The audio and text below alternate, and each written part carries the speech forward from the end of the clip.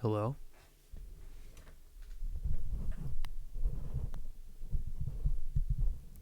Hello, hello? I hear you breathing free. Mods ban that guy.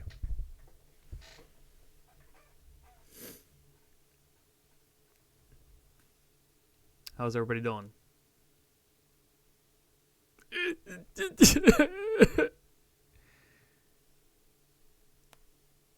Why? Why audible?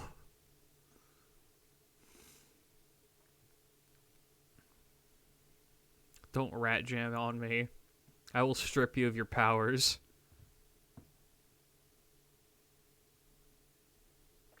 You know, Audible, you can shit talk because at least you're modded and subbed. Jake's just over here like,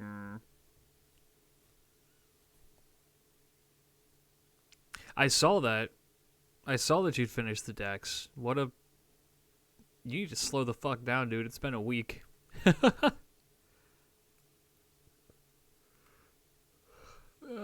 Why?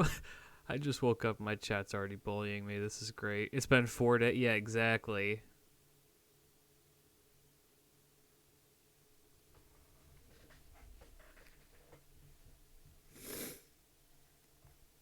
So, how's everybody doing?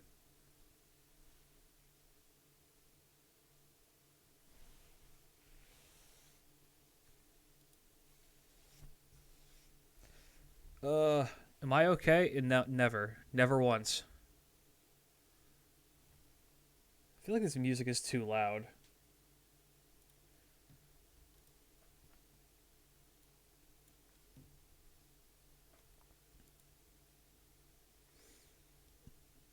Well, I stubbed my toe. Thanks for bringing it up. You deserved it.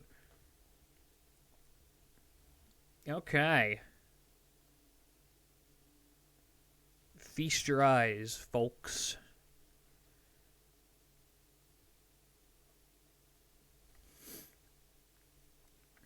We're doing this shit again.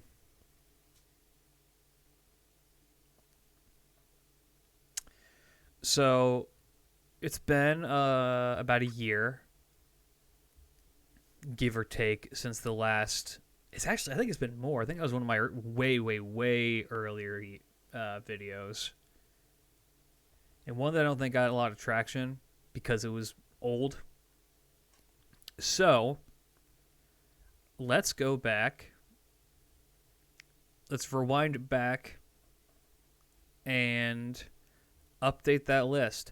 Now, I don't remember where I've placed anybody off the top of my head.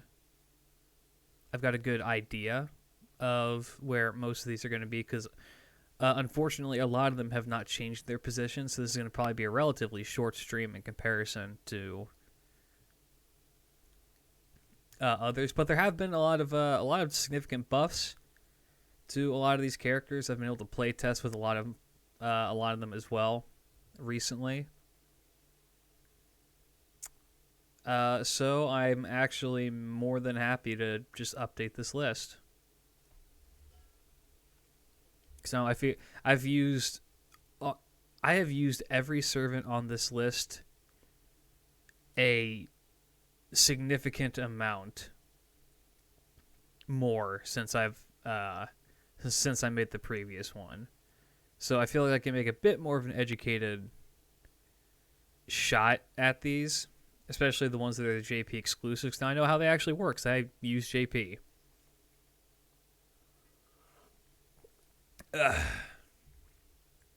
So,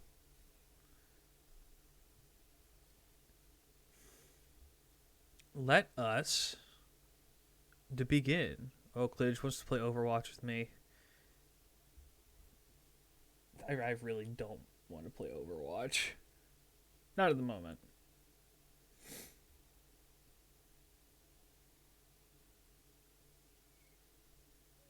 Okay.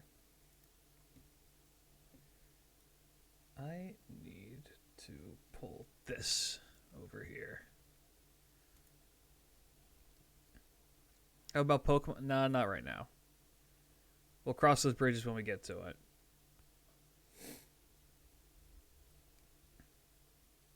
All right.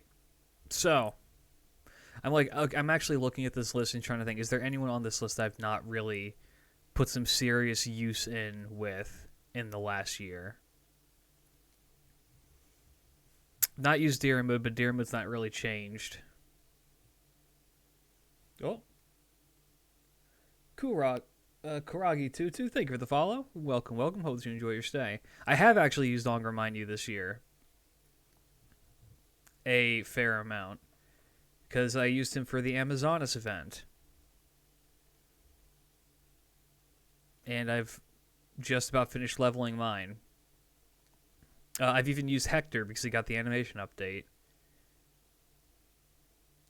Protoku I've not really used too terribly much, unfortunately. I have actually used Alex a lot. I've used Blackbeard a fair amount. I've used Red Hair a little bit because I think I found someone who has the level 100 Red Hair. I've not used Medusa, but I used to use her, so I know how she plays. I've used a little bit of Columbus. I've used a lot of these two. Used a lot of the two big booba assassins. I've not really used Phantom, but for obvious reasons.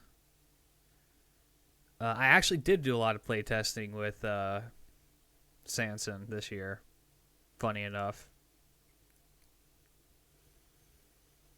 I've not used Jekyll. Again, I don't feel the need to. All the budget casters I've pretty much used. I've actually put in a decent amount of playtime with Googly Eyes here. And a little bit with a... no, actually, I've not used Mephistopheles at all.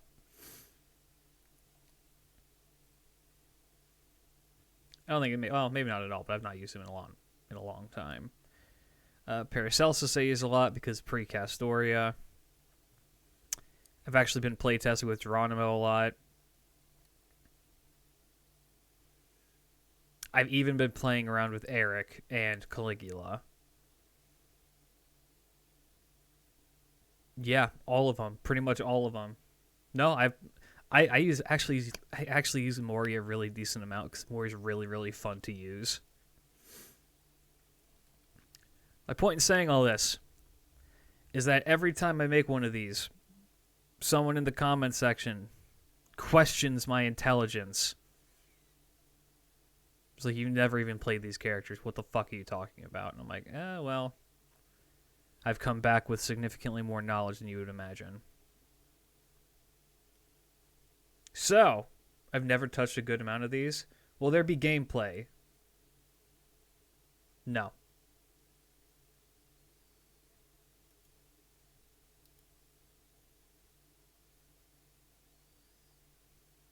Alright. Yeah, let's take a quick look.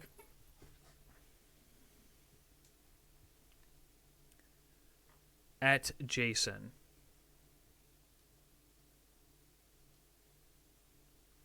Jason, with the addition of Castoria, has gotten a whole lot. Oh yeah, I should probably throw this in. I'm probably going to end up doing this in a way that I've not done in the past, which is... No, I probably should just keep my standard rule.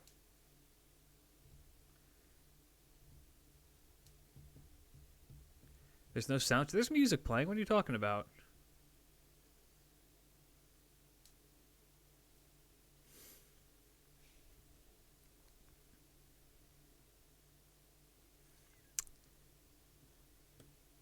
No, yes, there is. Did I turn it down too much? Give me a sec.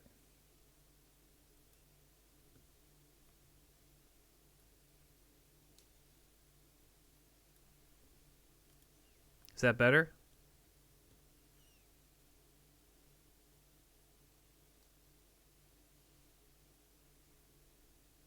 No.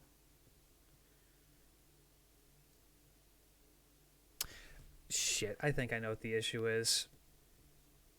Give me a sec.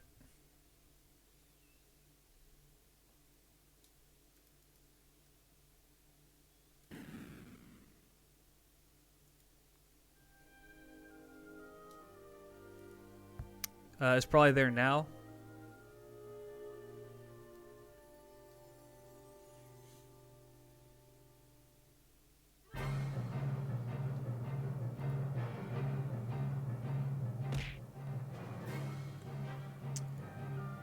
Yeah, I had been last night because I was doing something. I was fiddling around with the audio tracks, and I guess it fucked that one up. So sorry about that. Moving on. Jason. Like I said, I've been doing a lot of stuff with Jason recently. I'm gonna try not to factor in the fact that Castoria and a lot of the other major supports exist, but I don't think I can. With how FGO is structured right now, I don't think it is possible anymore to rate a servant without taking into account who they can possibly be good with. I'm not going to use it as like my end-all be-all, like this guy can loop with Castoria, so therefore he's EX tier. No, we're not doing that. Or this guy can loop with so-and-so, and this guy can do this with these supports that are going to cost you $100 to roll. I'm not doing that shit. People get mad at me when I don't allow for that stuff because it is a big part of the game. But not everybody's willing to spend $1,000 on a game for anime JPEGs that are voiced. My question still stands. Is it bad that if I'm not interested in getting Doman? No. Doman's a very, very good servant. But if you're not interested in him, no one can force your hand on that. Okay.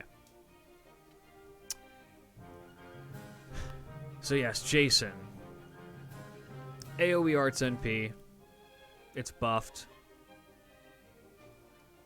It actually did they get this buff this year? Yes, it did. Yes, he did. This buff is huge. Question, how do you use Doman? Doman is a support character. He's a support character used to farm with Scotty. He supports your evil and chaotic characters. If you have Van Gogh, him and Van Gogh are best friends. That's how you do it.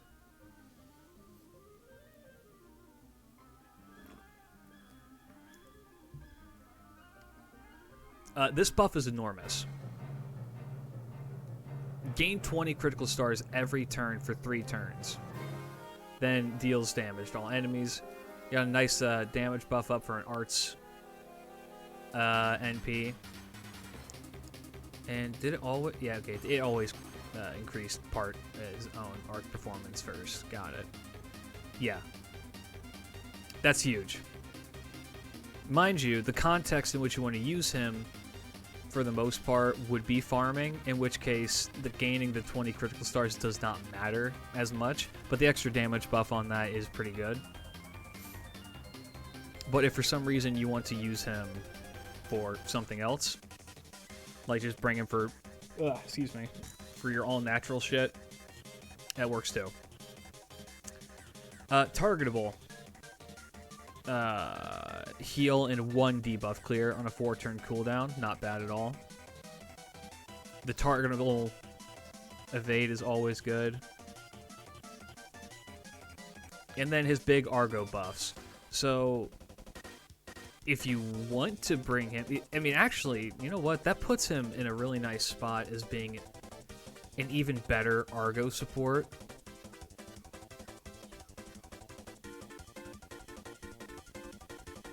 Let's take a look at the Argo-related servants real quick.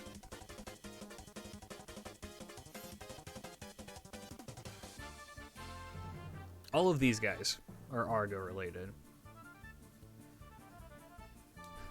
The servants that are going to benefit a lot from him are going to be... I mean, honestly, if you want to make like the big troll setup, you make him,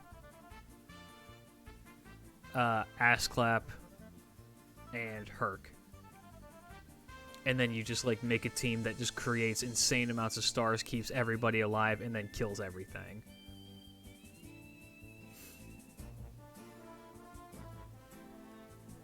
The Argo related is a really, really weird stipulation. I don't think Paris was actually on the Argo. I didn't think that Paris was an Argonaut. I don't think Cersei was... I mean, I guess Argo related, but Cersei's on... No, she is. Never mind, she is. Both Canis, yes. Nemo, I think Nemo... This is spoilers, Nemo. Triton Nemo. And the Dioscuri were there. He actually were... Dioscuri has an Arts NP, right? Yeah. So he could theoretically work okay with them as well.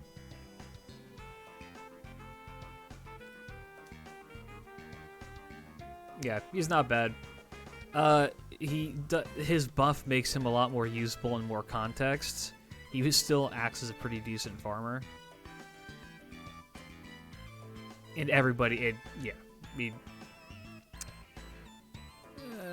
Jason's like a B+.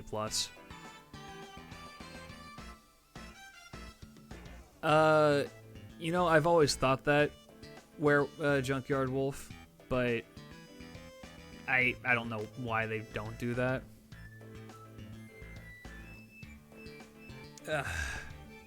A for Argonaut tier.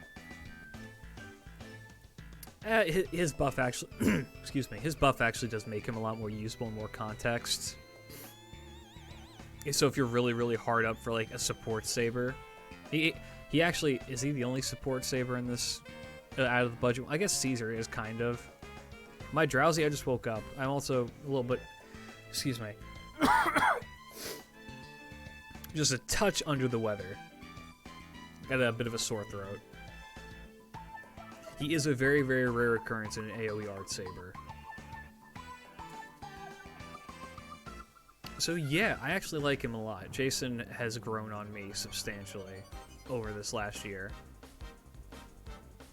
I don't think that Saber Giles has received any buffs as of late.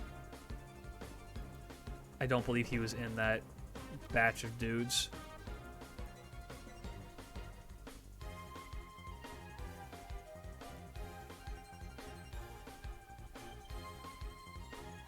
Nope, still has military tactics.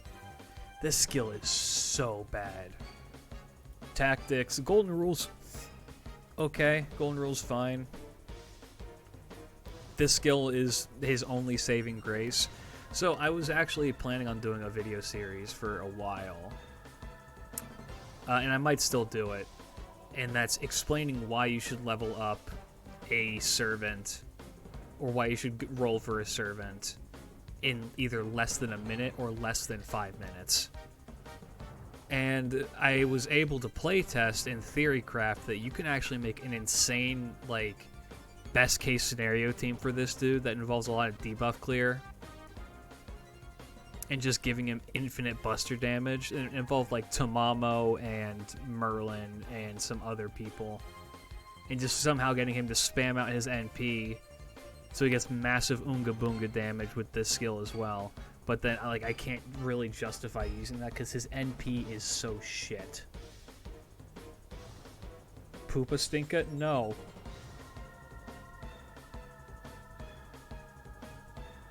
Like, his NP gives him 5 stars if he uses it.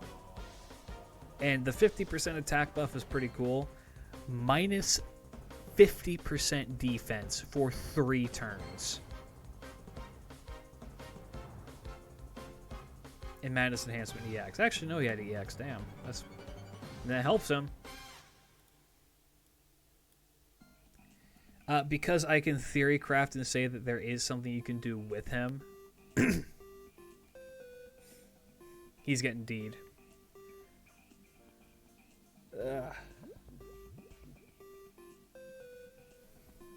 Because I can actually find a decent use for him, I'm going to save him from Ultimate Cool. Yeah, exactly. He's a character that they wanted to, like, make really, really unique, and he has the potential to be a character that is really, really unique. I say I didn't miss much. No, you've not. Welcome, Tig. Sashi buddy.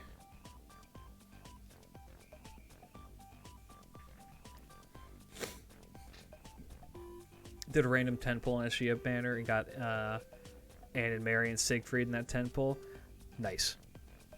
We stand the Yuri Pirates here. Goat nerd, leave me alone.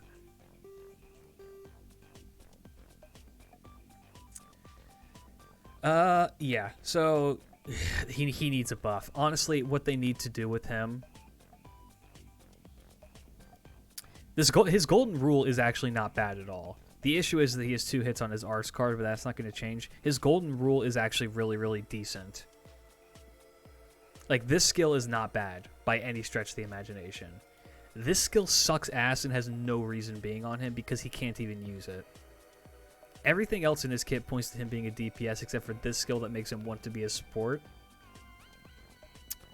This needs, like, the Bedivere treatment where it gets a buff that either gives him anti-child servant and lasts for 3 turns, or further increases his buster damage or reduces all of his cooldowns by 1.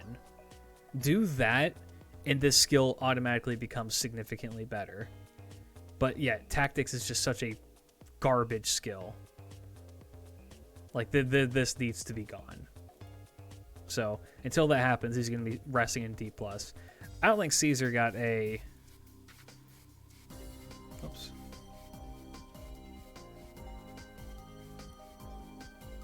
If they give Giles anti-child, I will be shocked. I mean, it would be funny.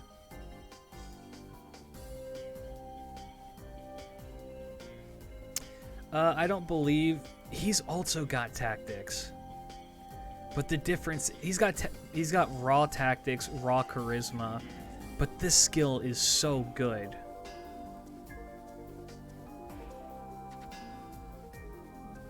Here's the thing, I'm almost willing to let Caesar have tactics because you want to play him as like a pseudo support and he can use this. Has Klidge done chapter 12 yet? I've not played through any of High and Kyo yet. I'm going to be doing that today once all my lads go to bed. Or who knows, I might just play Smite all night again. Because I'm having a lot of fun with Smite. You have my official warning then? Is it going to be hard? Yeah, whatever. I ain't worried about it. Yeah. High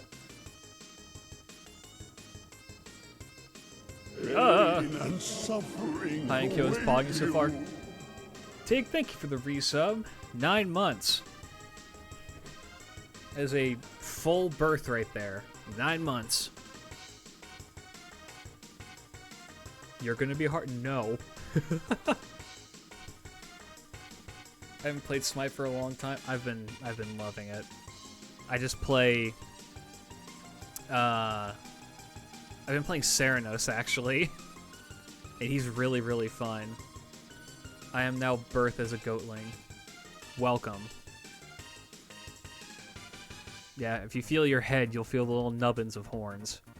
Yeah. Caesar.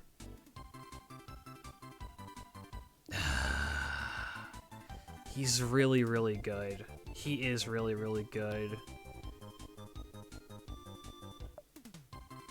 I have been using him a lot as like a pseudo star support and crit support. He actually works decently well with Van Gogh, surprisingly. His gimmick is cool. I do like him. These skills are bad, though. So I think controversial to what I had said before, I'm going to put Caesar in A+. Because I think did Bedivere get a buff this year, or was that last year? Because I'm actually gonna let some bias show through.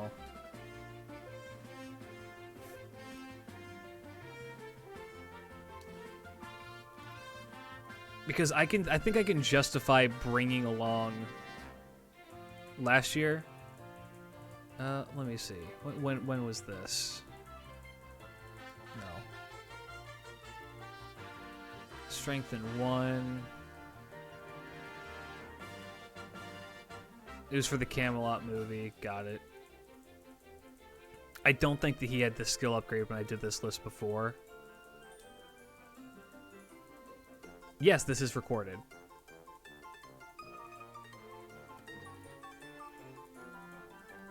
This will be going on YouTube after. So that the comment section can be upset by all my extremely correct choices about everything. Yeah, no, I kind of like... I can justify bringing Bedivere more often than I can justify bringing Caesar. Needing a crit support is kind of nice, but there's a lot of room for that. Bedivere is just a solid DPS in his own right. He does have the upgraded NP as well. Buster just makes him hit even harder.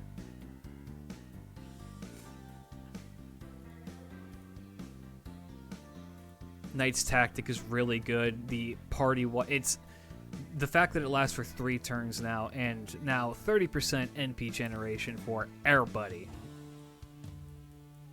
The main problem with him is that he's story locked. That's true. So getting him NP5 is an issue. But even at NP1, he does pretty good damage.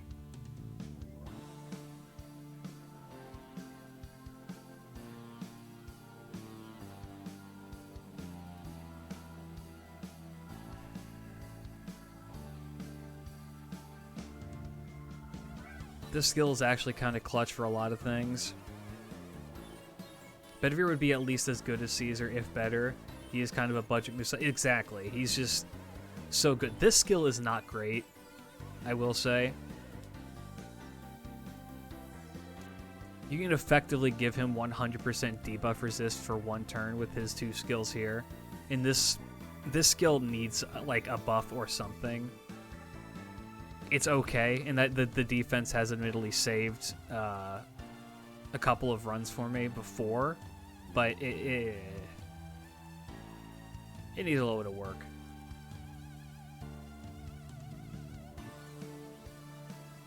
I think Betty's EX tier. If not, I think he's at least above Caesar.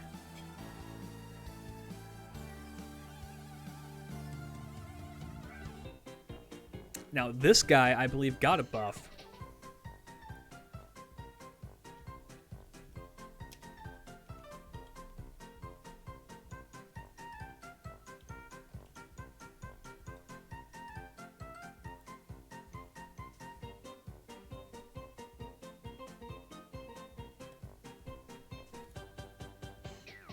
Okay. The Berserker who could. Or the Saber who wanted to be a Berserker.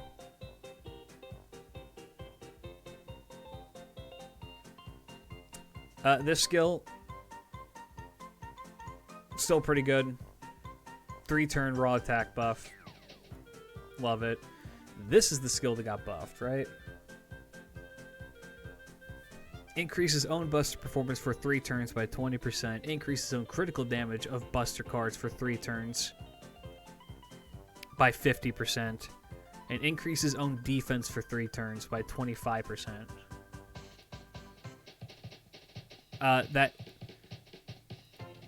From just being a defense buff, that also just makes him worse at getting debuffed.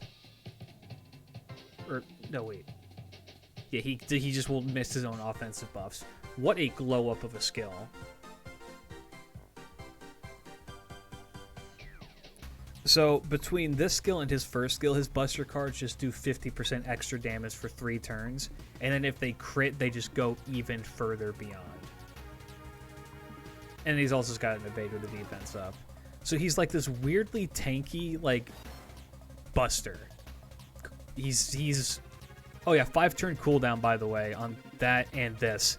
So those are going to be up... Or sorry, that and this. So those are going to be up for the majority of the battle at all the time. That's insane. That's the thing, though, is, well, for one, do not sleep on his NP. His NP is insanely... it looks like it's not very good, but it hits like a goddamn truck. He's essentially just budget Gawain. That's all that he is. And there's even some cases where I would say you want to bring him over Gawain. Yeah, reduces defense, AoE, Oonga Boonga, me hit thing. Debuff resist down's pretty good too. This is append. Anti-Rider. Oh, I get it because Maeve. Got it. Yeah, from wherever I put him before, that has made him... I would argue that he's up there with Jason now. That skill is insanely powerful. Ugh.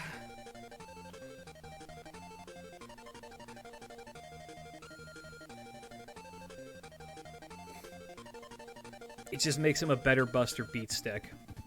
And with a meta that is still incredibly Buster friendly, Bustin makes him feel good, is what I'm going to say. So I think that he's fine sitting up there in A tier. Oh, it's getting hot in here.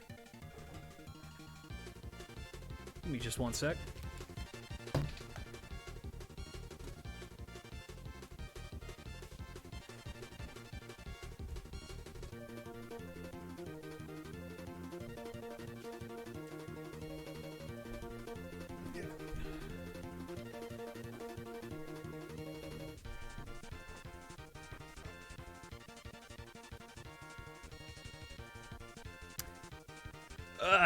Okay. Arash. I really don't feel like I need to pull up the Arash page, but I will. Just in the event that if you're watching this on YouTube and you're new to Fate, know that Arash is one of the best servants in the game for budget farming. So this skill does not matter. This skill does not matter. This skill does matter. Like, these skills are nice, but you really don't need to level them. Clairvoyance is okay to level up because you might make it like a few more stars off of his shit. But, like, this skill is never going to come into play.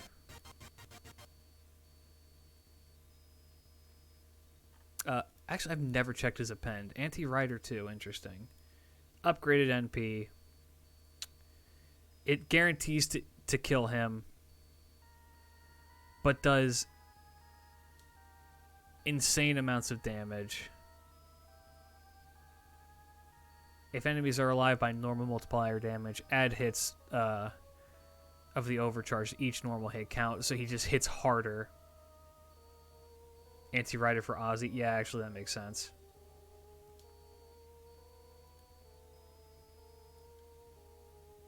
EX tier. If you are just starting the game and you need a character to farm, there you go. He's right there for you. Arash is hotter than Gilgamesh.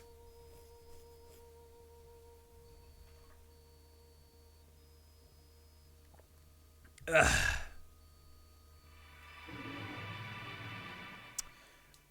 Nobukatsu.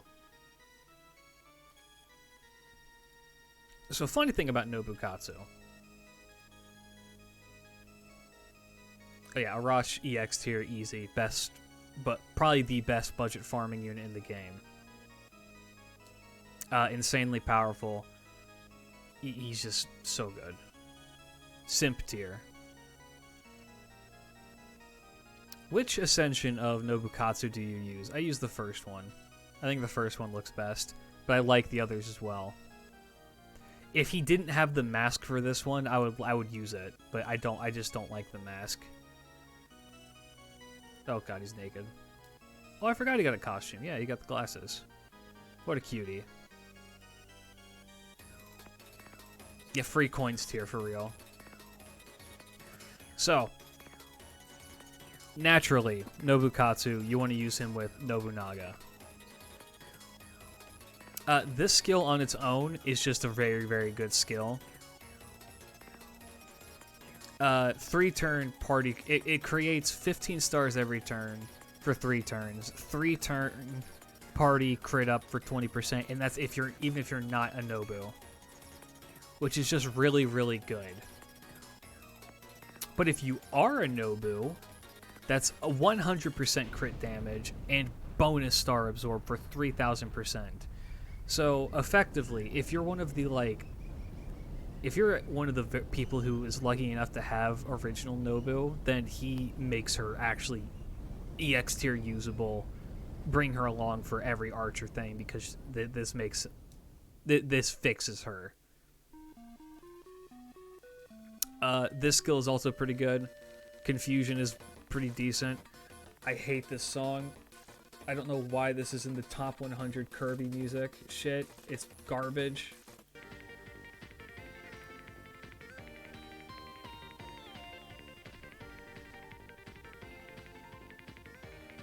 Confusion status is pretty good. Skill ceiling an enemy can be incredibly clutch. Buster resist down for 3 turns is insanely powerful. Yeah, 30% Buster resist on demand is crazy. And a taunt. Having a taunt makes a character so good. Increases on NP generation with it as well when being attacked, so he actually gets benefits from having the taunt as well. And then if he dies, if he manages to die off of that, it heals the whole party for 3,000 on a 4-turn cooldown, which I think makes it the shortest taunt in the game. So in effect, you could just have him be taunting for so goddamn long.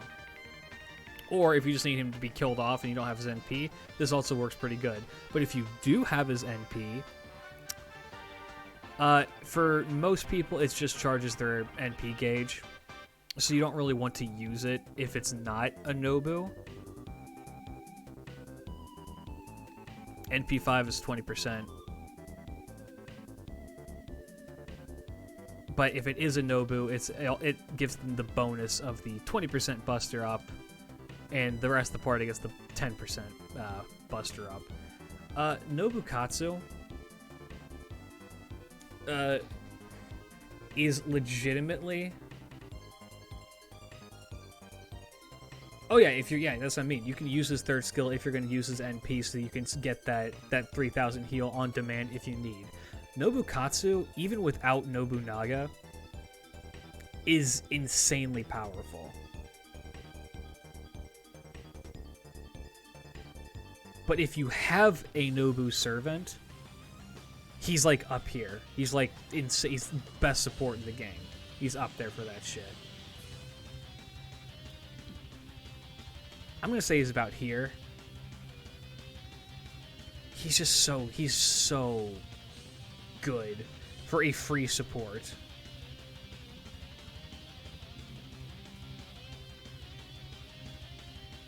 Yeah, use him with Hijikata. That's great. Use him with Hijikata. Use him with Gong. Using him with Gong is really good. He's just like he's probably one of the best. But let me take a look. He might be the best budget Buster support in the game right now. Leonidas is still pretty good. Shakespeare is still pretty good. Maybe budget Buster crit support is decent. Okay, we're moving on to the archers. Or we're already on the archers, damn. Paris. I actually have a Grailed Paris on my free-to-play account.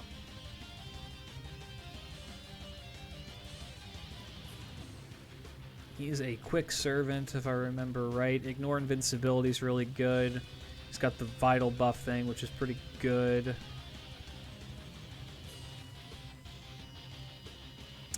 Paris hits like a goddamn truck.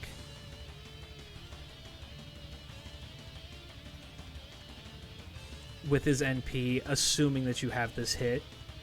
And otherwise, doesn't really hit too terribly hard at all.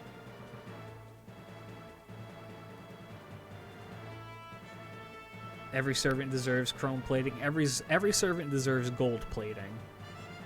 Absolutely. This skill's pretty good. It's pretty decent. He has EX tier independent action, so he actually benefits from being a quick servant, making his own stars.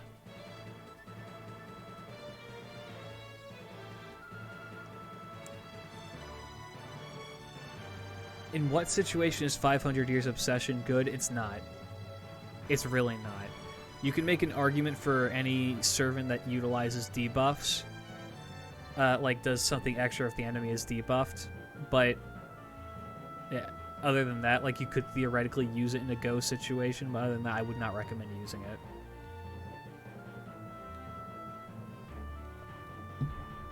it. There are times and places for it, but they're so few and far between.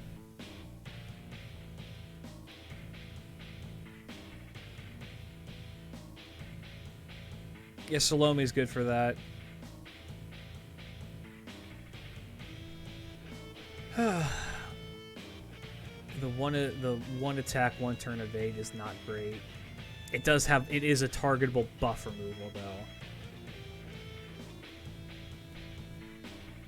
He's okay. Paris is just fine. I actually use him a lot. The Ignore Invincible is probably his biggest selling point with the extra damage. He has the heal and NP gain on this. All of his cooldowns are fairly low. But let me tell you, the amount of times that I wish that this was more than just a one attack evade. This needs to be a full turn. The one attack can save him from from maybe an enemy NP, where then he gets immediately like critted down and murdered.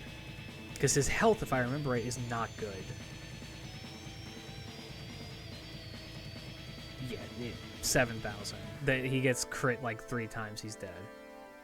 But in fairness, he can heal off of that a little bit. But ice, and this skill's okay. Again, though, it's just like the one turn of attack up, 3 turns of defense. Yeah. I mean, I have him grailed, and I still am just like, he just gets bopped down. I'm thinking he's B tier. He's pretty okay. He's either B or B+. I'll let you guys fight over that.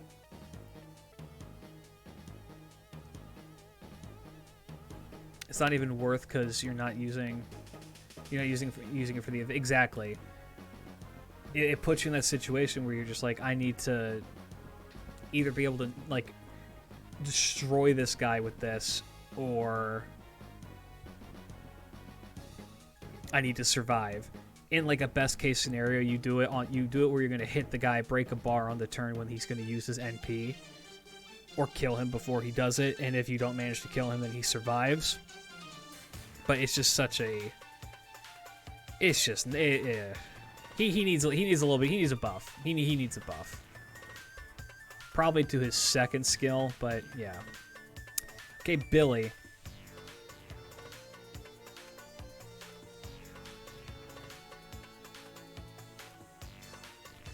I have a grailed Billy on JP. I really, really like Billy. This skill is absolutely insane.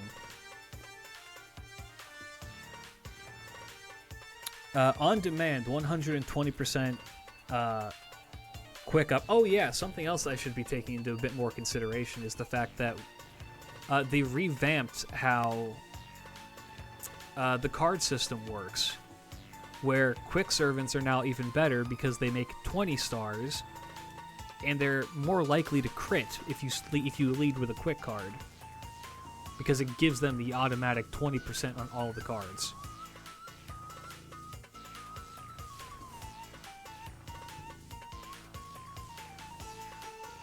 So this skill essentially got a buff without getting a buff. But Billy on his own already makes some half-decent crits. Or half-decent stars. But if you like pair him with a servant that can like be his dedicated star support, he goes insane. 120% crit damage is bonkers, and it gets better. He's got the 50% on demand, I need my NP now shit, which is also very, very good. And then he's got this. Now, you want to usually use this for the evade, but if you're feeling cocky,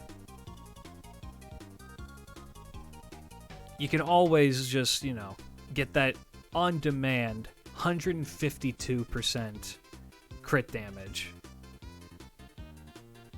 Oh no, not plus 10. Oh wait. Oh yeah, plus 10 crit up because of his independent action. And then even more damage because of his riding. And this, which is C+++. Goddamn. Ignore evade. Insane amounts of damage. Blows through an enemy. Unironically, Billy was a godsend in the Lost Belts because of his NP. Even before grailing him, he just puts out so much damage. And he can survive, and he just does so much. His one issue is that he is all about that one real good turn. Once that one turns up, he's not nearly as good. But for that one turn, he's the most dangerous thing in North America. Oh, no, the crit down on the... This is not underappreciated. This is insanely powerful. Because how often is it that you just get, like, Chimera or something and just die? Yeah, Billy... Billy's A+ tier.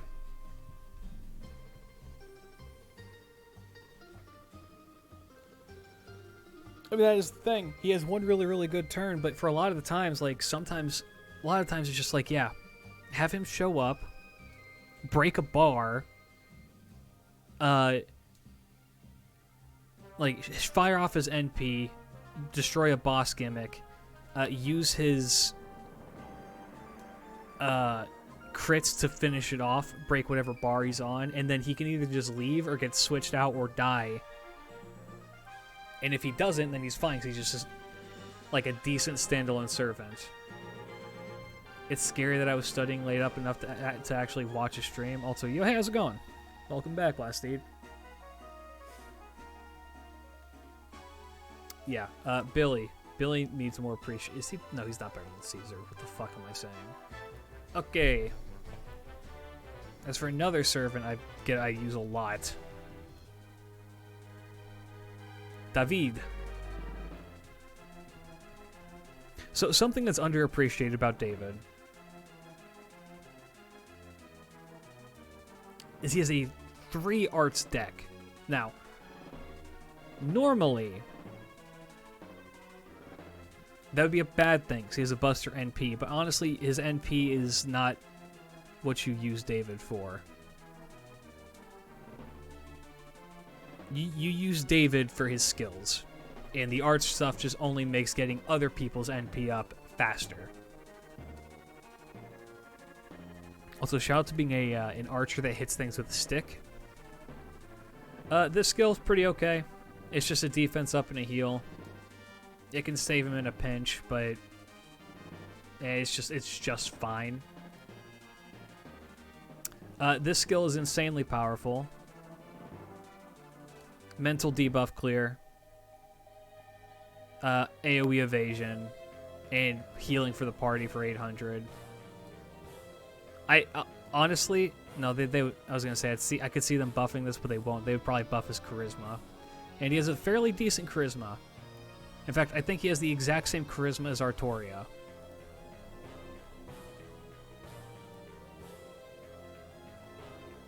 Yes, he does.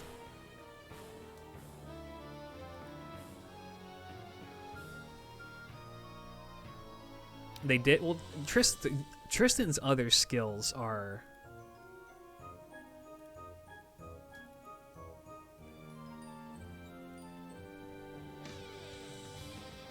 yeah, that's true.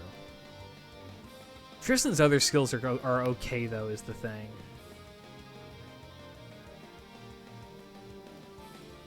Like, David's other skills are just a touch lacking.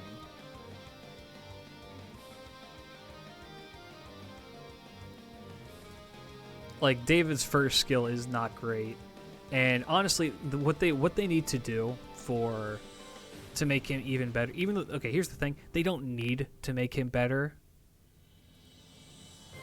because David is already very good, Because this skill being an on-demand party-wide evade is just super, super good.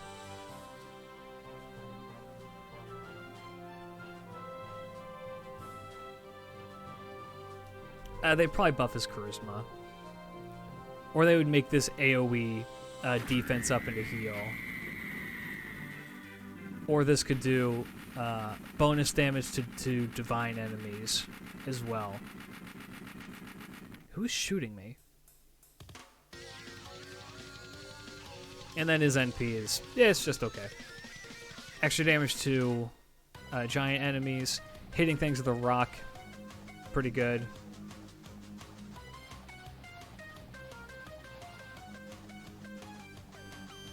That's good. So, after using him significantly more, I may have overrated him from before. Because while he is useful and he is a really, really good servant to bring along, bring a servant for one skill alone... David's very, very good for challenging content. I think he's still up here, but I think last time I put him in EX tier, and I don't think he's there anymore. Just with how the game has changed. He needs just a little bit more support, and he'll be up there.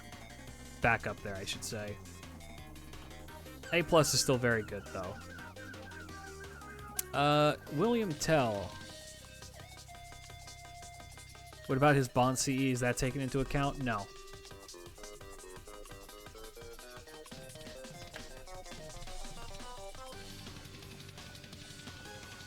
Because honestly, by the time that you have his Bond CE, which is a good CE, if I recall correctly, hold on. Is this the one that like does? Is it a party-wide buster up or something? Oh no, it's NP. 10% chance to activate instant kill. 60% chance, 60% death chance when attacking. Like that's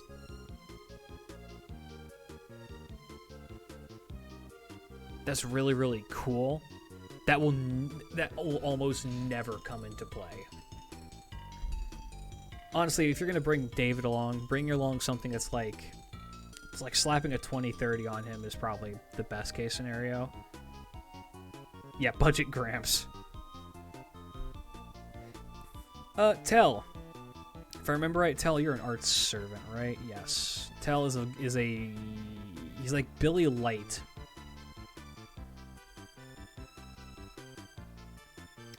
Side note, bonking Ibraki with Go is hilarious and satisfying. Hell yeah.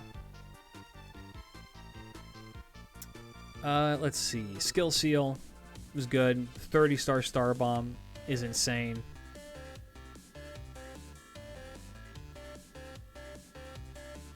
He's got the arts. Actually, he might be... Is he better than Billy? I think Billy's better because Billy... He's got the arts buff.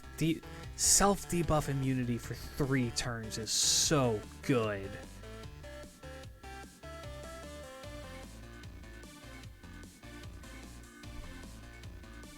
That is so good. 30% arts is also pretty good. He's got the Star Absorb, and he just gets the on-demand 100% crit damage.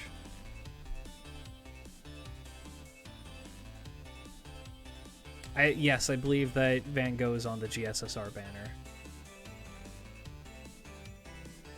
Then his NP is it does insane amounts of extra damage to things with evade.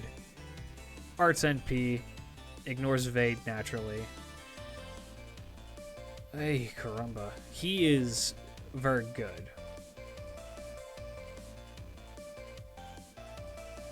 He is like a...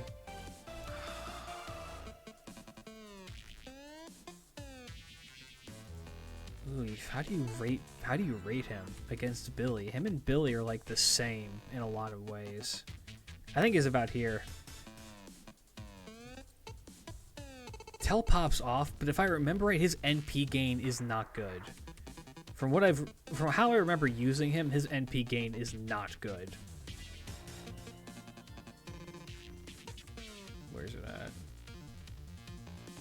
Yeah, it's okay. It just feels like it's 3-hit arts cards, 3-hit quick card.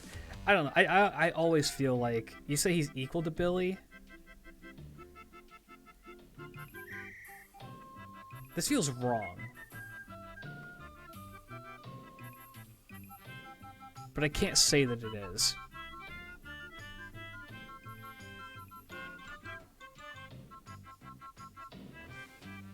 I'll sit with it because he has grown on me a lot as I've used him more.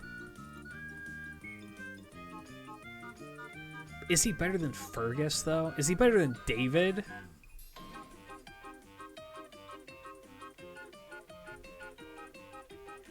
I think about right here. However, his cooldowns, this is a 1 and a 1. The debuff immunity is so good.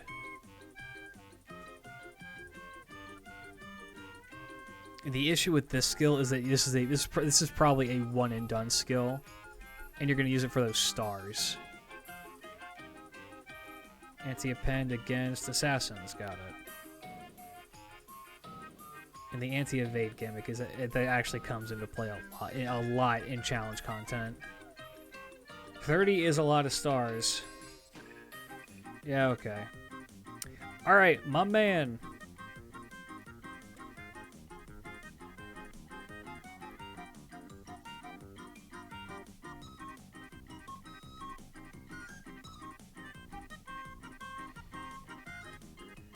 Yeah, him being an arts crit servant is kind of meh, but he is able to capitalize on gathering those stars on his own for at least one turn, so you can probably, in theory, fire off his NP twice if you're lucky. But I think he's down here at A. I don't feel right putting him next to David. Anyway, it's a bad idea to pull all-nighters to study 4 hours minimum. Good night, man. All right, have a good night, man. All right, my boy the Rice God. I just got here, but your opinions are cringe. Yes. All right, first skill. Increases zone buster performance. 3 turns, 30%. Heals himself 2,000. Good. Protection from arrows. Pretty good. Protection from arrows is just a really, really good skill. Then this skill got buffed. From just the 2,000 HP for the entire party to party's buster performance for 3 turns by 20%, meaning that he has, for 3 turns, 50% buster up. And an extra 4,000 health, right? Am I wrong? No, I'm thinking something else. Wrong. Extra 2,000 health. And then the party-wide battery for 10%. On a budget servant, that is insanely powerful. And then his NP. Anti-demonic, it's okay. I have him grailed as well on my main account. He's okay with that. The buff makes him significantly better. That makes him... I think that makes him just about here. He now makes for a very, very good budget buster support. Straight up.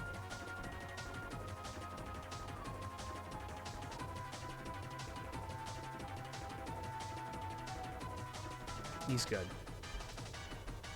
Robin has not received any substantial buffs as of late.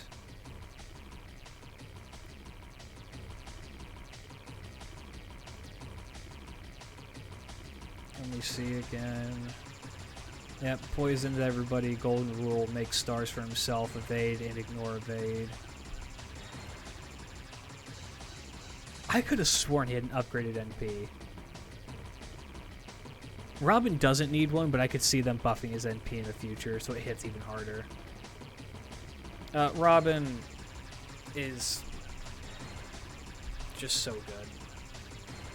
Actually, I don't think I can justify putting him in EX. I think that he's about here. So the issue with Robin is that as the game progresses, debuff resist is on everything that's a boss. And Robin needs things to be poisoned in order for him to work. Now, the poison command codes do help him a lot with that. Absolutely they do. Which is why he's still up in A+. But it does make his life a whole lot harder. So I can't justify keeping him in EX tier, which is where I think I put him before. But like going into like Olympus or Atlantis, where so many things have divine, which I think just has that inherent you can't debuff me as easily shit, he just is not as usable anymore. But there is a time and a place to bring him for a lot of situations. So he's still pretty good. Uriel, I don't believe has ever received a buff. No, she has. What the fuck?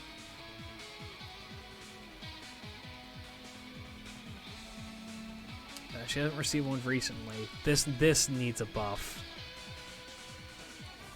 Yeah, her buff was giving her a third skill. That's right.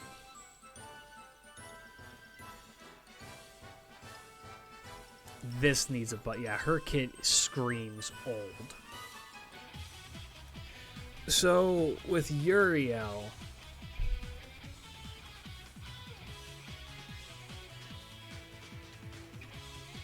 I think that you can justify bringing her to more content than you can for Robin, I think. Uriel has the issue where she's also... Like, this skill is essentially a dead skill. When this comes up, when this skill comes up, it is going to be insanely clutch. Like, if you can actually manage to get the charm off. But when it doesn't, it's just, this is a waste of a skill space. This skill is very, very good. Raw, 30% arts buff. And this skill's okay. Bloodsucker's okay. Oh, she got an upgraded NP.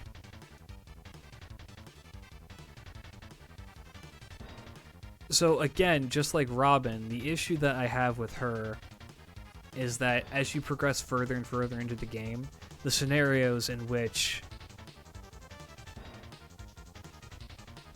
she is actually going to be able to get her debuffs off slims down. That said, I think I can justify bringing her over Robin.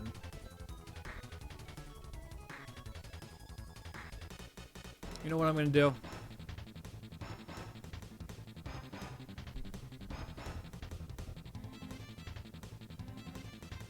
Should we just do it so that the best in their class gets to be an EX tier?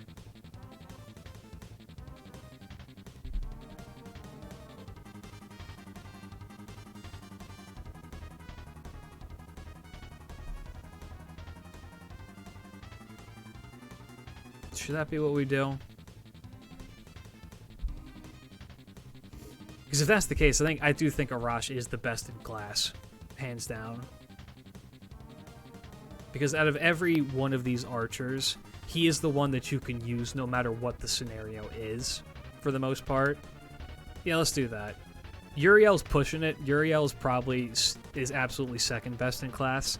She and Robin ping-pong in my head between which I think is the actual best. But, yeah.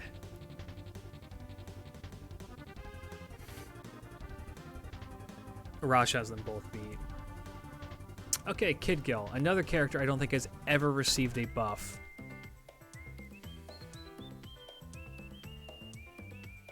Charisma A+. Nope, he has gotten one. When did this happen? Valentine's 2021. Oh, okay, so, yeah.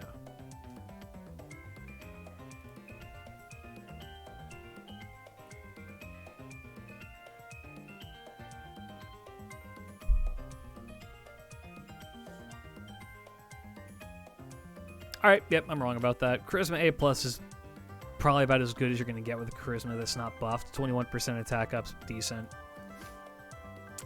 Chance to charm one humanoid enemy for 1 turn. That's a major step up from Uriel's.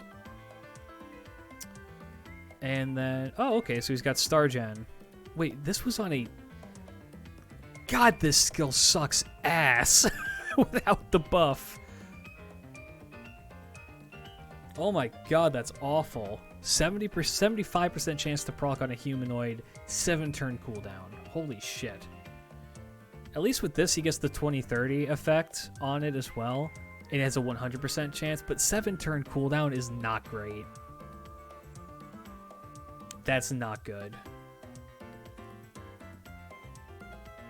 I've had this guy since day 1, and he's carried my group since then. Alright. I'll take that into account. And then Golden Rule, 3 turns. Hey, Golden Rule's decent. Golden Rule is a thing that needs a buff, kind of.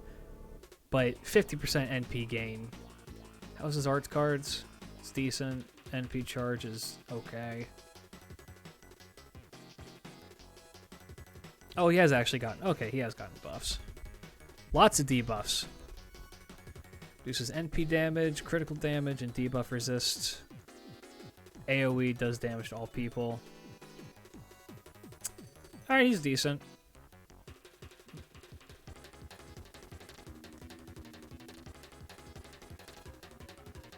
Yeah, he's like a... I think he's a B+.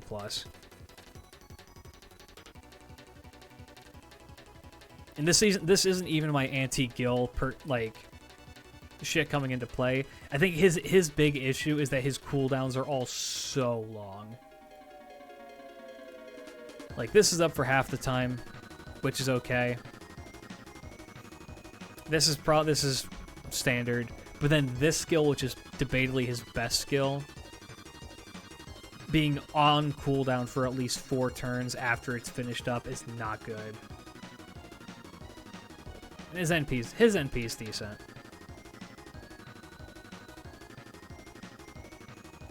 How's his attack? Average. Okay. Yeah, okay. Any debates from the people who use him more than I do? B+ seem fair.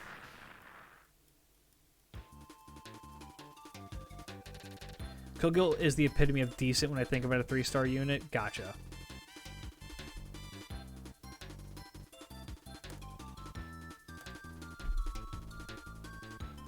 Oops.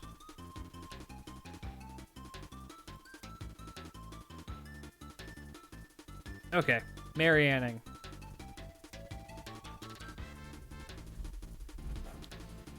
How many of you guys forgot that this character is in the game?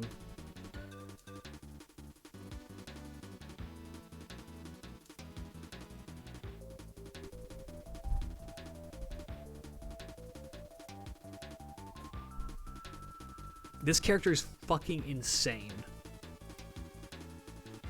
Mary Anning is wild. Her attack is garbage, but she is a support character. She's not a DPS, from what I remember. I use her as a support. Yeah. She's a female support, or Astolfo, who is unknown gender. Geisha, really? Oh, no, huh.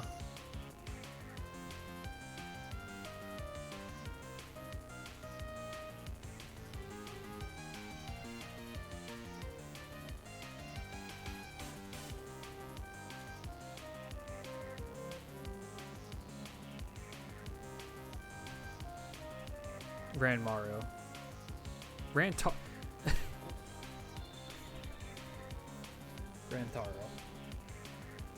Okay, yeah.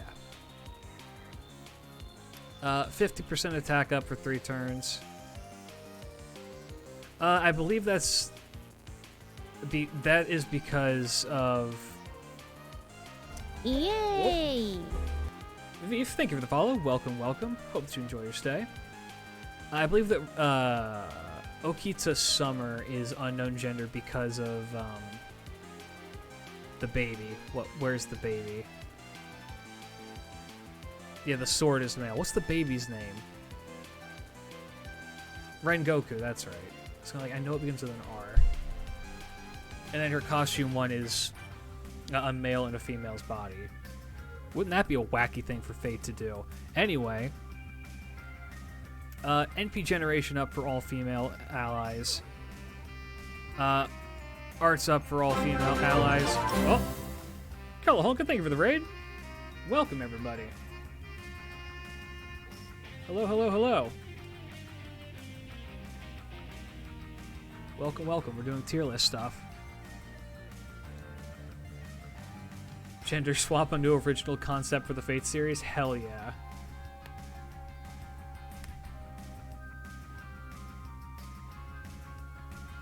Howdy, howdy.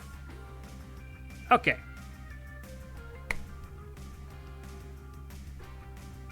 She's a female support.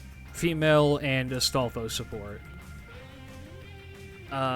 Helps out with arts and attack stuff and NP generation rate for all of them. So good. It's all good.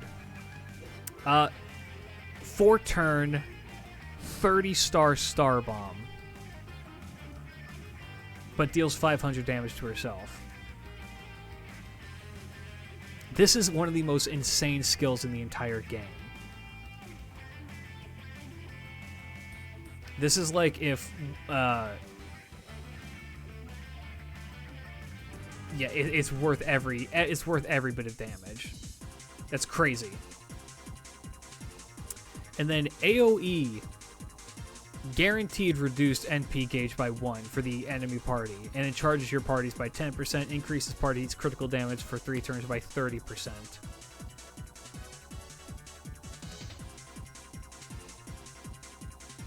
And then she has buff block, AoE, arts, NP. For 1 time 3 turns.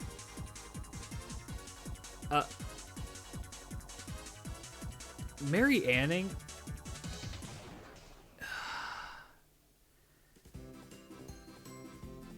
is so good.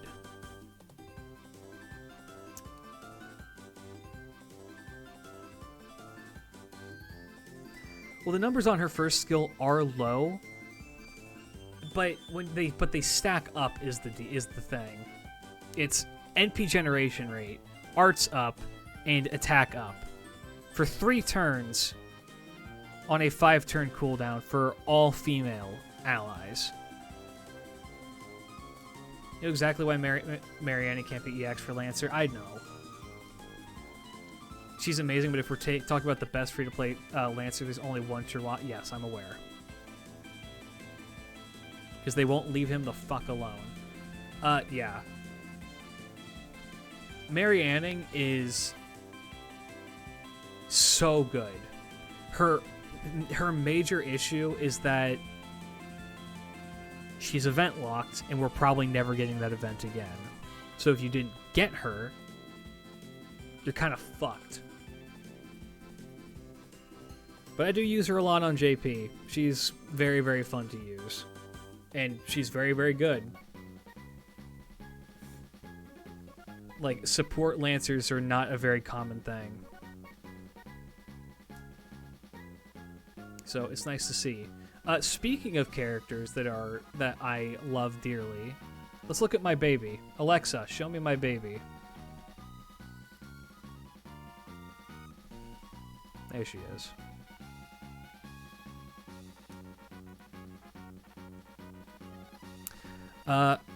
I'm probably the foremost expert on using Gareth on NA.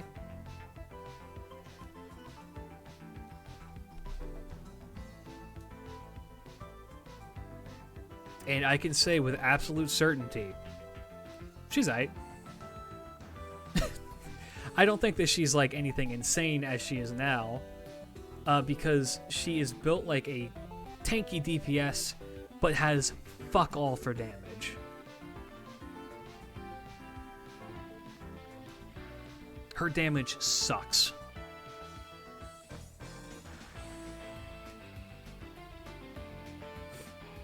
But, and she's kind of weird to use as well with this skill. So how you want to use her is you want to have her start off with an NP, a 50% starting NP thing. I usually use, for her, First Sunrise, or what is it, Aerial Drive. Use those with her. You pop this skill, then you pop this skill, and then she'll have, I think it's she'll have 70% of her NP. Normally you want to bring a support that's going to buff her to the rest of it, so she'll have her NP the following turn after she's been hit 3 times. Alternatively, you can also have a character that has a targetable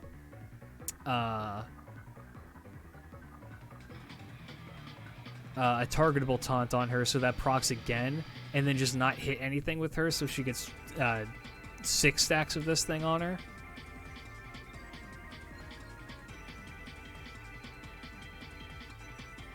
And then just run over a boss.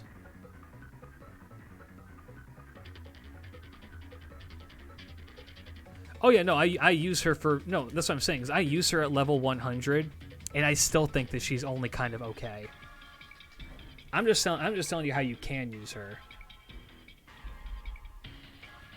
Like, there's absolutely situations where I'm like, I have to bring Enkidu for this because she does not do enough damage at level 100. Her damage is ass. What I'm hearing is gong her. Actually, yes, bring Gong. Bring Gong along. But she gets better in JP because of this right here.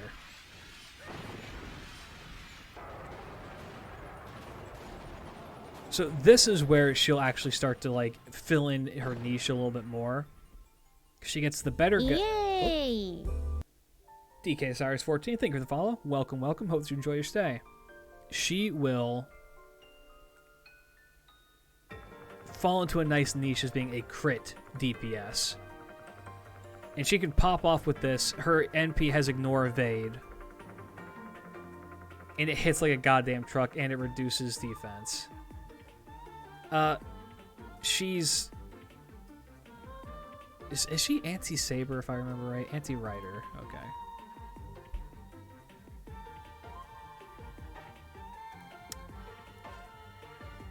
As much as it pains me, Gareth is probably...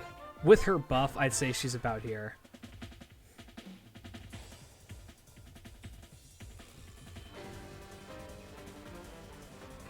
Again, being the foremost expert on using a Gareth on NA.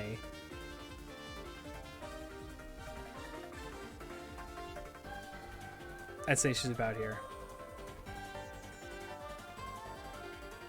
If she had better damage up here, but she doesn't. Alright, Leonidas. Let's talk about a character who I think actually got a buff since I last did this video. My man. Hail to the king, baby. Alright. Buster. Buster makes him feel good. He's got the taunt with the 100% NP generation rate for 3 turns. 3 turns! It's a wildly powerful skill. It's a damn shame he has 1 art card.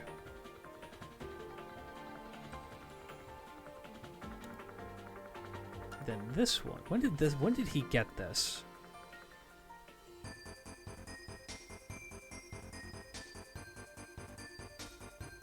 When was this?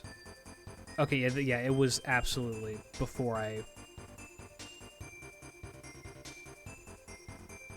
Yeah. Hee mighty chain. Yes. Yeah. This skill is insane. Gives himself guts. 1 time, 5 turns. Stacks with other guts. That's important. On guts activation, increases the party's attack by 20% for 3 turns. So here's what you do with him. You say hee hee hoo hoo necromancy.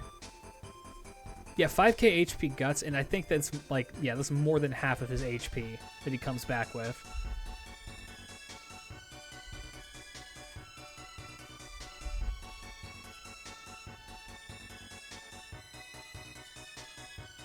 And then, excuse me, 3-turn party-wide 25% buster up. I actually use that for a lot of things. Yeah, hee hee hoo hoo necromancy with him can make your party so strong if you get lucky. This skill helps him out a lot because you're going to proc this normally at least twice because you're going to use this. You're going to use his NP, which then makes a ton of stars.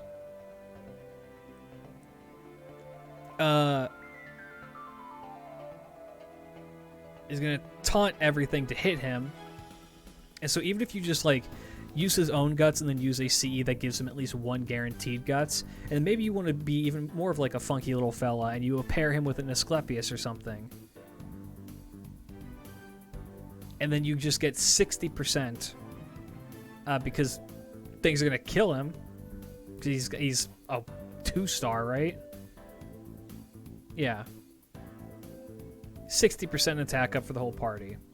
Craziness. Yeah, he can theoretically just go on forever. It is possible. Why you would want to do that, I don't know. But yeah. He is... suffering await you. Carlos Fabuloso, thank you for the resub. 1 more month to go for a full year. 1 more month. Thank you for supporting me for a full year.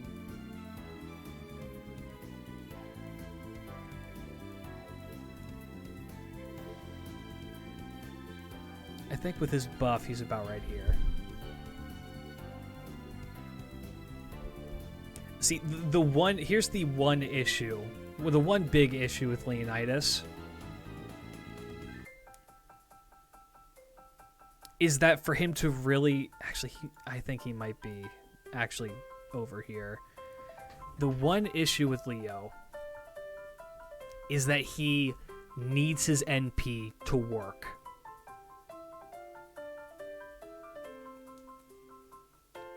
And he has... Even with his first skill, because he only has 1 art card, it's still kind of just like... Ay. Ay, ay, ay.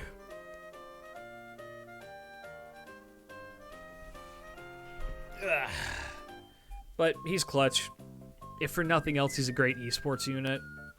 If you can loop his NP, he's an incredible solo servant, but that doesn't happen all the time. Exactly. Not necessarily. Like, no, you can use Nobukatsu without his NP, and he's still just a good servant. You can use Billy without his NP, and he's still just a good servant. David is the same way. Mary Anning. Like, it all depends on what they're trying to do. He's trying to be a support servant that requires you to have his NP. So that means that what you want to do is have, like... In a best case scenario for that, you just have either supports that can get him up that way, but then when you're using a support for your support. Don't get me wrong, he's a good servant, but he needs one more thing. Probably to this, to like have an actual battery. If this had like the 30% battery that they slap on everything, he would be so much better. But they don't, so it is what it is. Benkei. Alright, Jaguar. Okay, I'll actually do Benkei. Hey, Benicio, how's it going?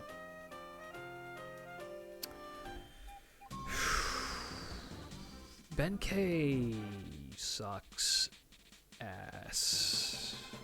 That said... Every time I've ever killed Arjuna Alter in the main story, I've used Benkei. So what's that say about Benkei? So here's how you use Benkei, realistically. You ascend him once, and then you never level him again. You proc this skill. And then he dies.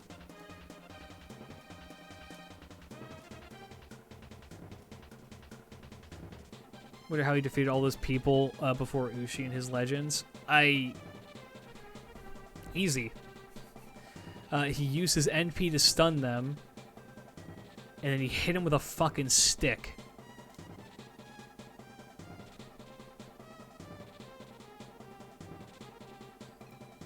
Yeah, like, this is just such. Look at the cooldown. Look at this cooldown.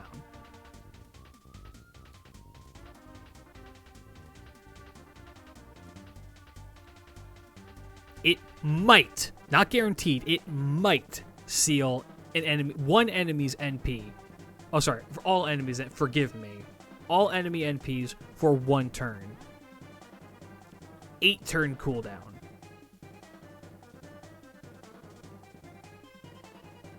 Best case scenario, that hits all of the enemies, and then you have to wait 8 more turns before you can do it again. Worst case scenario, it whiffs, you wait 8 turns, somehow keeping Ben-K alive, who's meant to be a fucking wall, and then he does it again and he whiffs again. This is like an inexcusable skill. This is the worst skill in the game.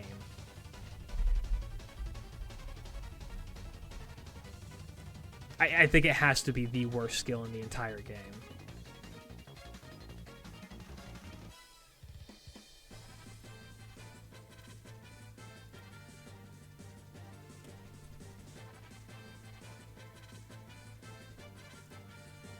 Then this. Alright, yeah, so here's the saving grace of Ben-K.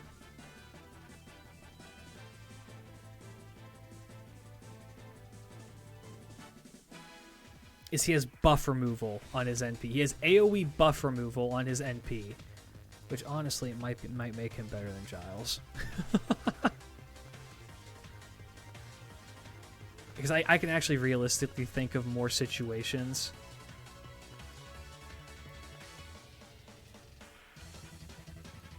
where you would bring Ben-K over Giles.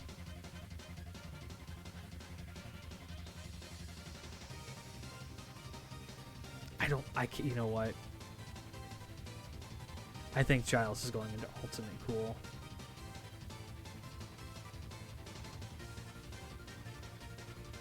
Yeah, I mean, he can theoretically work with Van Gogh because of curses.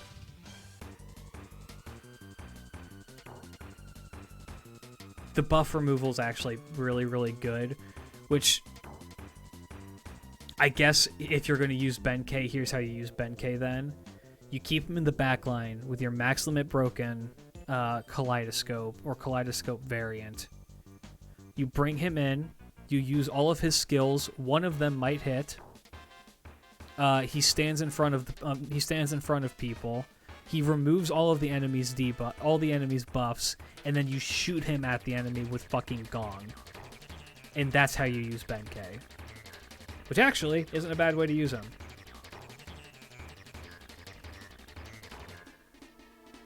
Why K-Scope? Because I'm trying to find any situation to use him.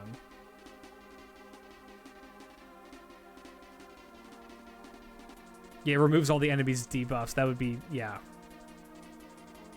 So, I can actually think of a reasonable situation to bring Ben-K, but I would never do it. Alright, speaking of things that have shitty cooldowns, we're moving to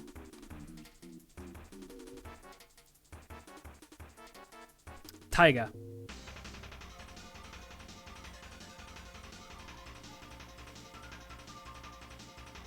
Taiga is this close to being a good servant.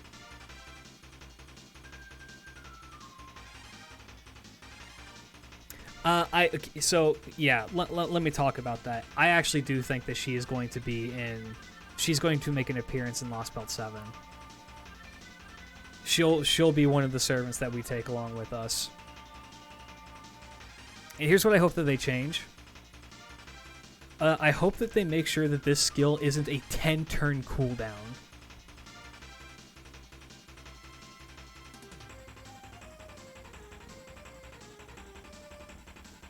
Taiga is not arguably hot. Taiga is hot.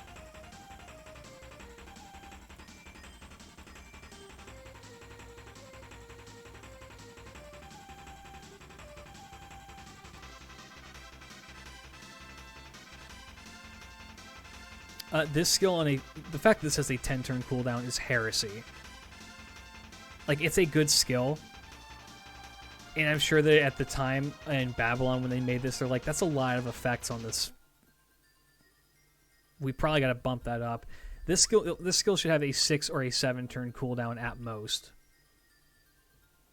So I could see them buffing this or just straight up not changing any of the effects and just reducing the cooldown.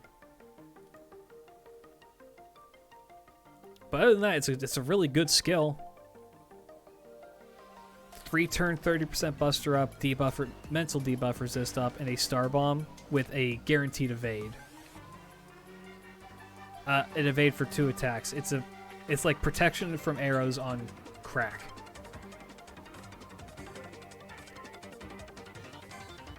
Shame I don't see them making that drastic a number change since there's no precedent for it. I mean, well, no, they have done that before. God, who had like somebody had like a 9-turn. Am I thinking? Is it Enkidu who I'm thinking of? Who had like who had like a crazy high. No. Well, this skill warrants it. 10-turn cooldown, but gets back all of his fucking health.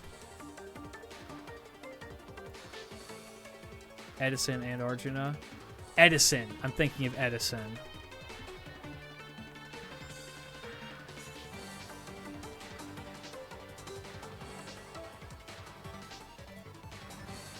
Yeah, 10-turn cooldown on this, and they reduced it to 8. With a slight buff.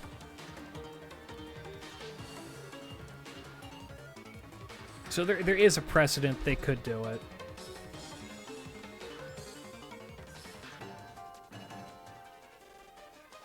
Anyway, yeah, the fact that this is on a 10-turn cooldown is what kills this character. If this was on like a normal servant's cooldown, it would be way better. Jaguar kick's pretty decent. 2 turns, 30% attack up. Is what it is. It's pretty okay.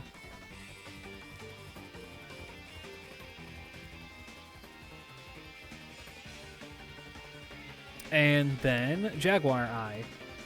So, actually, this skill did get a buff. In a sense. Increases on critical damage for 3 turns, which is very, very good. And then gets the star absorb and the better star generation rate, if Taiga's in the forest.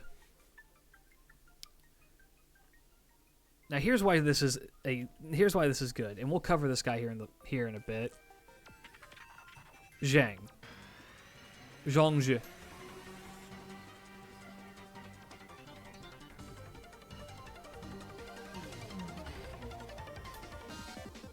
Is it his 3rd skill that does it? Yeah. These are all chance-based. By the time the Heave releases, there's going to be CE or CCs that just buff success rate. So you just use that and then this, and then you're guaranteed to get shit. Oh, have you never seen this guy? Oh yeah, this is also a scenario where his bond CE, by the way, is just 20. Yeah, he gets the extra bit that he needs and increases the party's shit. Oh yeah, it's the Landling mask, exactly. Give him the Landling mask and this does not matter all of a sudden. The fact that they added this guy into a game is a direct buff to characters like Taiga. And we'll cover this. We'll cover him when we get to it, but I'm just going to show that off now. So I'm going to assume... So if you want to use Taiga, you kind of have to bring the old man. But it's worth it because A, the old man's really, really good. And B, it just makes Taiga actually work. Yeah, Zhang works for all those characters. He's great. Ozzy also works, but Ozzy's a 5-star. And then she's never gotten a buff on this, but Ignore Evade, single target, Buster is not bad. All in all, I would have to argue that she's still worse than Gareth.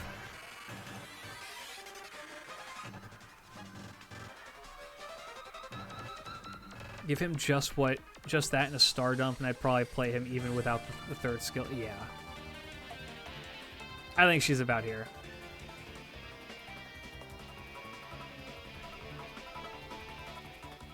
Alright, Hozuing.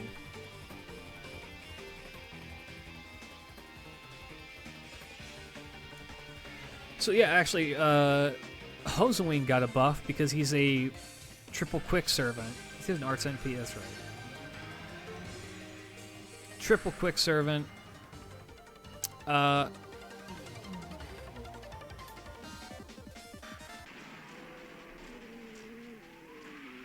He can make more stars now, which the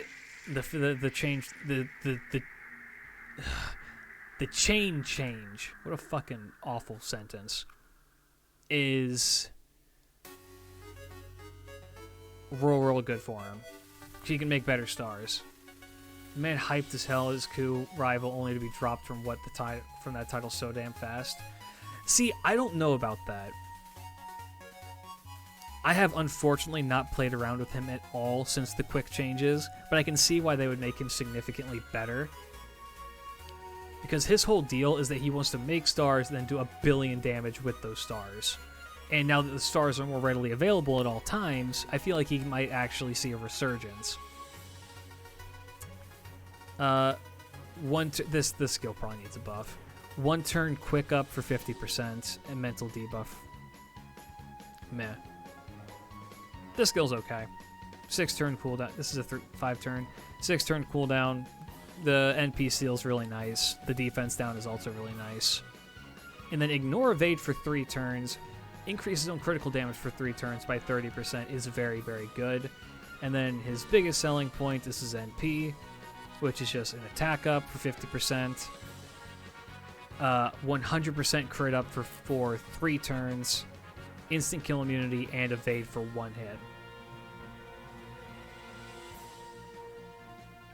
So his issue is that you need his NP for him to work. And his NP gain is pretty good.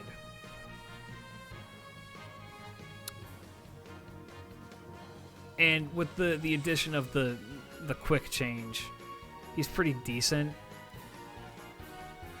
But he's just such a situational servant. I can't really justify, like, ever really bringing him. Standalone, he's a great servant, don't get me wrong. He needs a buff before he'll truly shine. But I think that he's one of those characters that Lasagna is really, really afraid of. Because if you overtune him too much, he does just become one of the best Lancers in the game. But fuck it, who gives a shit? Just do it. It's more interesting that way. Okay. Me. Let's rate me.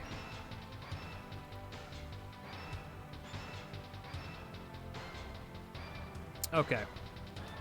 So I have a double quick arts buster deck, decent NP gain. Oh yeah, they buffed his this. They can't have anyone outlancer coup. No, they can't. They will never allow it. Unless it's another coup. Yeah, this is me pre-goat. This is before I fell in the void.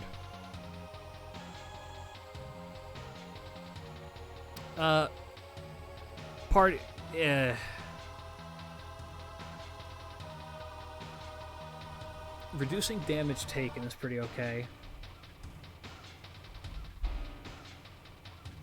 for 2 attacks only. We'll get Setana. Yeah, this skill's okay. This skill is not okay. Chance-based stuns are never great. But the reduced NP gauge is okay. 5-turn cooldown's not bad either. And then disengage, he's got a heal and a debuff remove. Now, what do all these skills have in common? If you said, not a goddamn thing, well, you'd be right. Like, the most that you can say is that these 2 skills work together to make him a support, but then you look at his NP.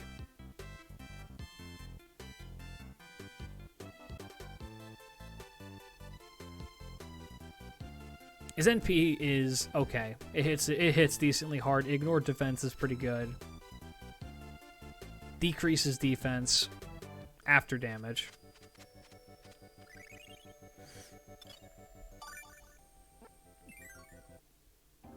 But yeah, there's a lot of people who really stan Hector. He's either C+ or C. My man needs either a rework or a buff.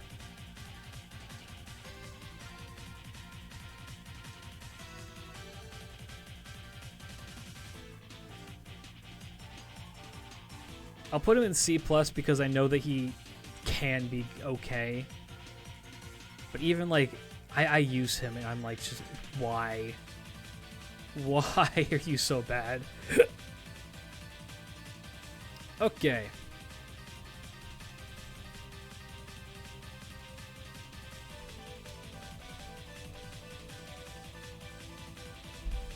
Let's start with the younger dog first.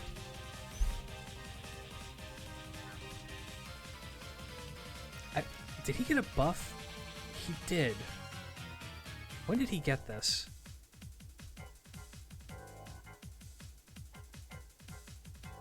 Has he had this? He's probably had this.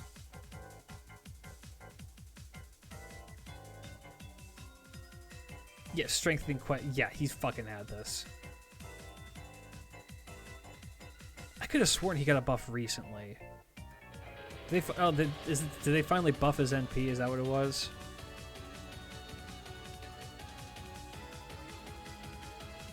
Yeah, okay.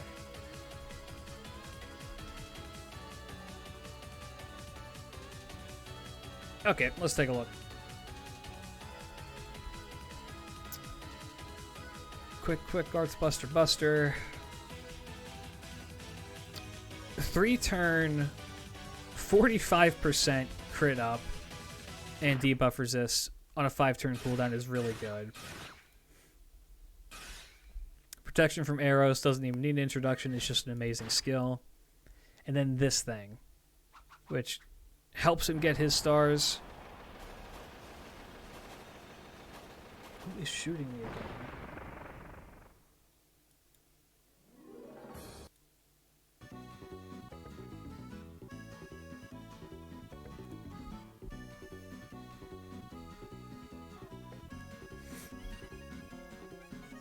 His NP animation is fast. That is a plus. I mean, I guess.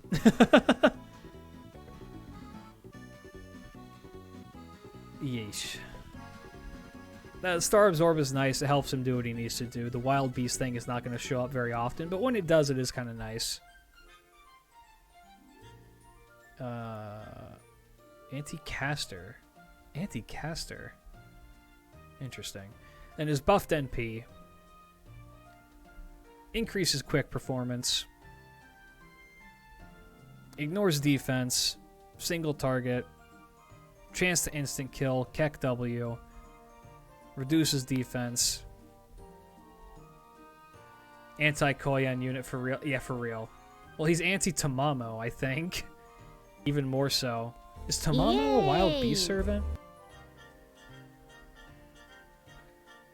Also, Corey K04, thank you for the follow. Welcome, welcome. Hope you enjoy your stay. Tamamo is not.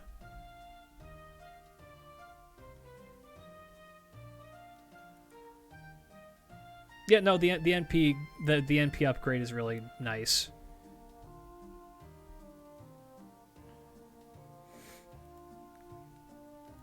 He has protection from arrows and hits decently hard.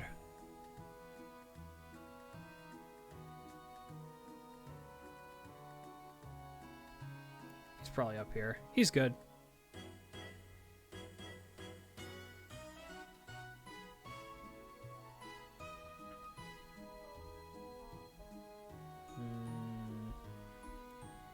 Okay. Put Ku up here. Bastard.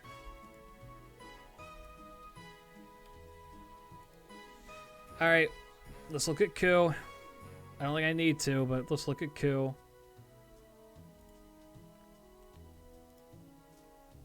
They buffed his guts. So the lower his HP is, the more damage he does. I know, but again, it's in the off chance that someone is watching this on YouTube and they don't understand why I just did that, I have to justify it. The lower his health is, the more damage he does on his gut skill. 6 turn cooldown, by the way, from 7. Protection from arrows is broken. Amazing skill. And then a disengage. Removes all of his debuffs, heals himself, 5 turn cooldown. Absolutely insanely good. Buffed NP, it ignores evade. Chance to instant kill, Keck W. Hits like a goddamn truck, reduces their defense. He gets his NP back decently quickly. So him and him are very, very similar. Where Proto Ku put all of his eggs into the DPS basket, regular Ku put them into the survival basket. And the survival basket fits the game way better.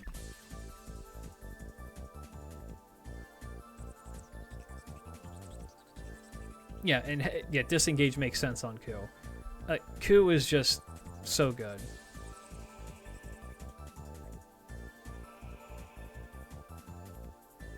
There's a man whose channel is dedicated to showing how good normal Ku is. Yeah, Hanako.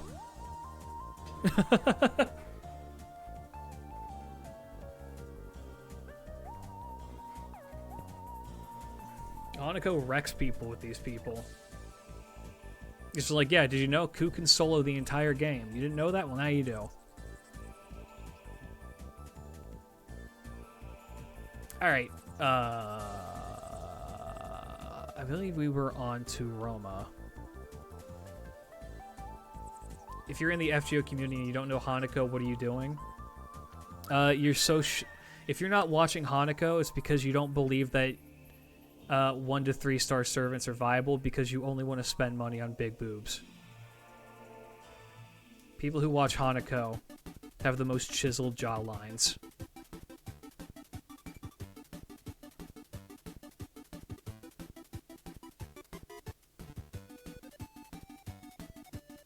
To be fair, a lot of people don't know a lot of people in the FGO community. That's true. That is actually true.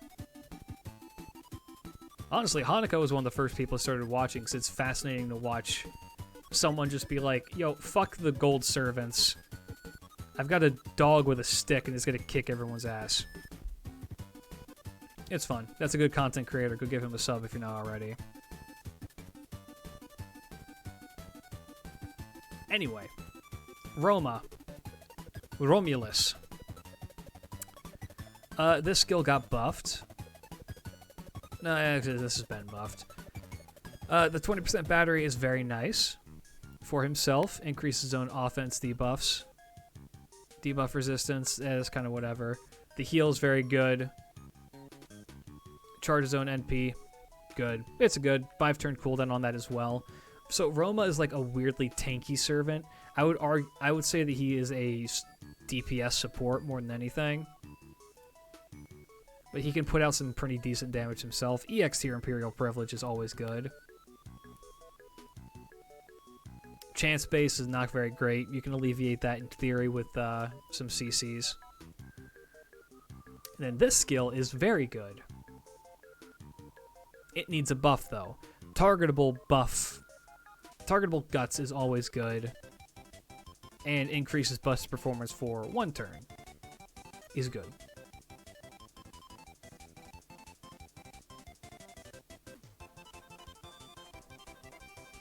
Yeah, this needs to be 3 turns or have additional effects on it, and he would be a significantly better servant.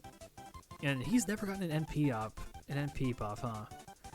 AoE with a party-wide attack up. It's okay.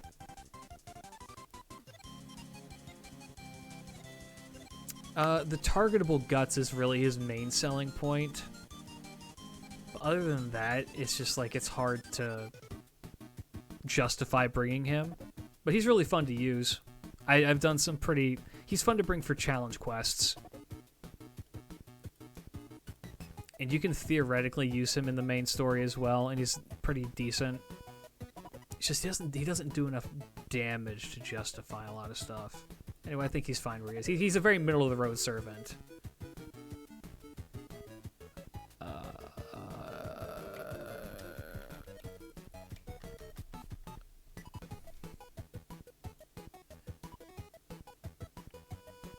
Yarumid.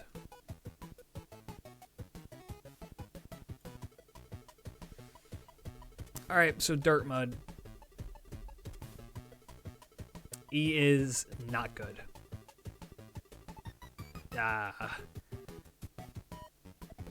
He's not good.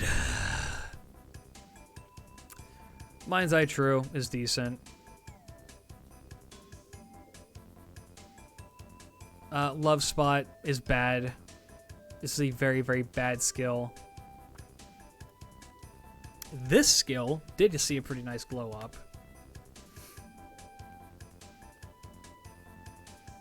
A lot of additional effects on this that this does make him better.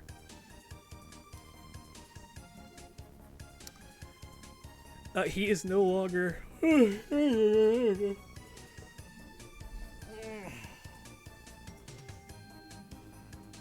I hate using the Saber form. I never use it. Yes, he only has 1 dead skill, but having a dead skill on a servant at all is not a good thing. Well, even with just the 20%... So here's the thing.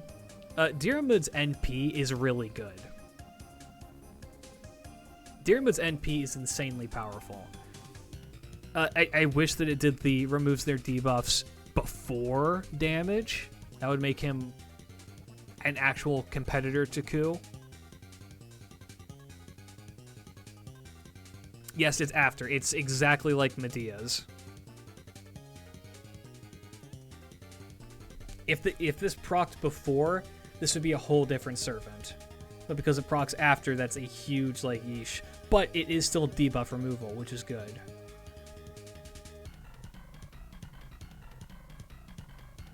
But this skill getting his glow up is pretty nice for him, because this was horrible. This was a horrible skill.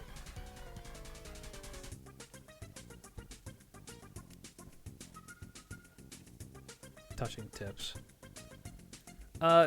With that, I think he's about here. Nah, he's probably about here.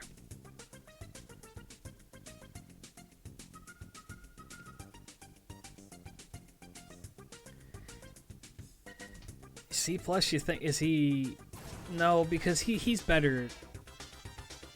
Because he's usable. With that buff, I'd say he's usable.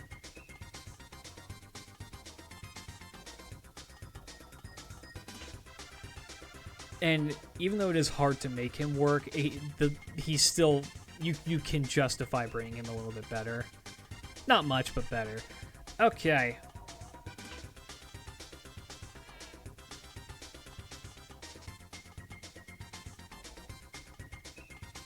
Let's see. On to the riders.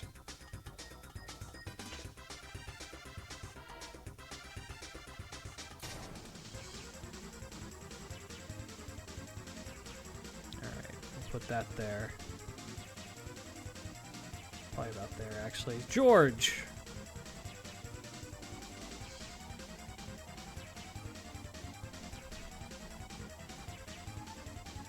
Praise be. Actually, I'm going to put him here. George is the best budget tank that is not MASH. The Dragon Maker himself. 3-turn taunt, 5-turn cooldown with a defense up is good. He's got the heal, 5-turn cooldown also good, and he's got guts. Everyone knows how to use George. You just put him in front of people, let him take his hits. If he lives, that's great. If he dies, so be it.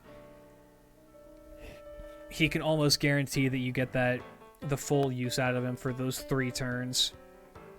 And if you want to fuck around, you can always just make things dragons as well. He's amazing. I have one that's fully maxed out, and I have one that is at level 1 for challenge quest stuff. George is one of the most versatile supports in the game because you can use him for in so many different contexts. George can solo Demeter, if you didn't know that. I'm going to share that fact with the world again. I'm never going to shut up about it. George can solo what is debatably the hardest boss fight in the entire game. Yeah, well, I'm not really taking into account Bonsi's. His is definitely a notable one. Yeah, if you've not seen that, Demeter. One sec.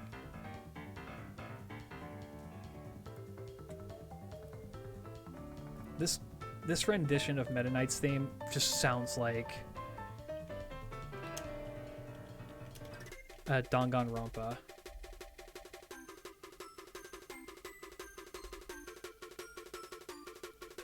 So, I'm going to use my platform again to do this.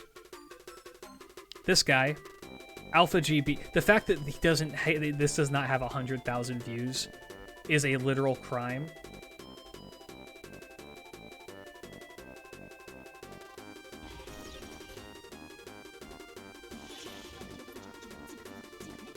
The way I have this window set up is so it's not capturing. This man solos Demeter with George. Yes, Demeter is considered, I believe, the hardest boss fight in FGO as of right now. Some people say that the boss for Lost Belt 6 is the hardest one. But I think it's pretty up in the air for a lot of people. Yeah, this guy, Alpha GB. Go watch that video because I'm not going to play it. Yes, including JP.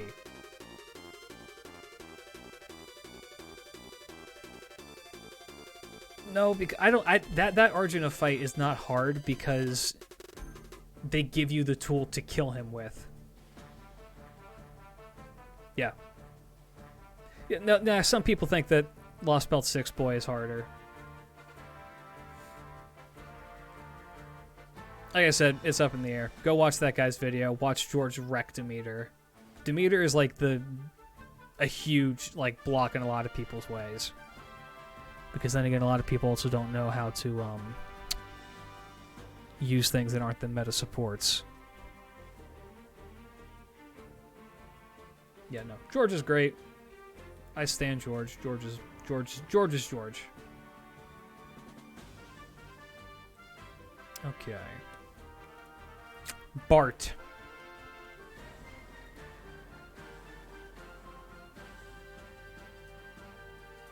Voyager of the Storm is a garbage skill. This got a buff. Party-wide NP gauge up by 10%. Reduces his critical star gather, which is great.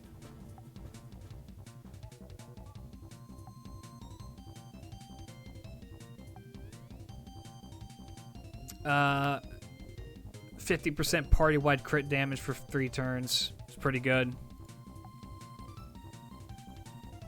And then quick up for himself.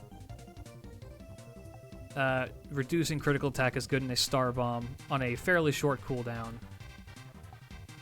If they buff this skill, he'll be amazing. But they buffed this skill this year, right? Yeah.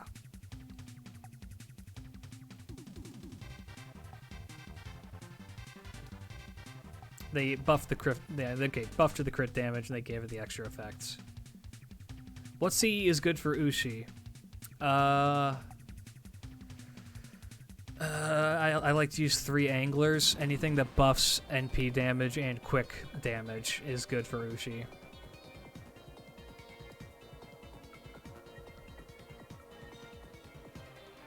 Oh, for Demeter, I don't know. I don't remember what I used for her. Also, what's up, Benukel? How's it going? And then this is his NP is just okay. The extra damage to Bronze Servants is just fine. I like that they've given him a kind of a like half decent role as a crit support. The issue is that that star generation down is very, very low. Star absorbed by 100% down is fairly low, so he will still get a lot because of the natural rider class thing for him.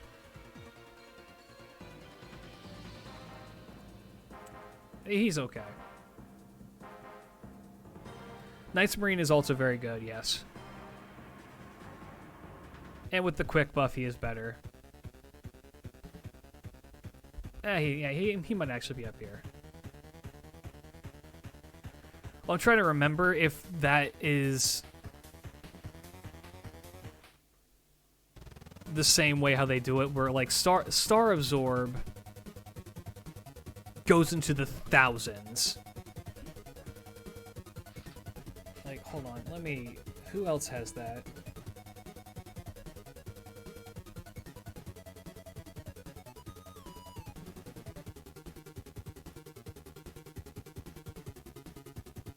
Is that what hers does? No? Maybe I'm wrong. Alright, yeah, I'm wrong. I'm wrong, you're right. I feel like he still just gets stars, though, is the thing. He's probably more usable than Roma. I'll put him there. Alright, moving on to Brobeard.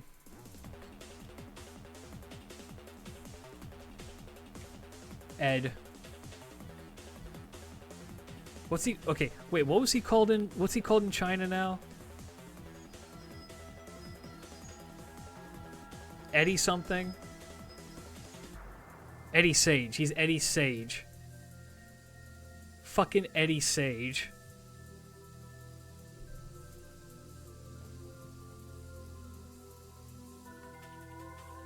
Eddie Sage.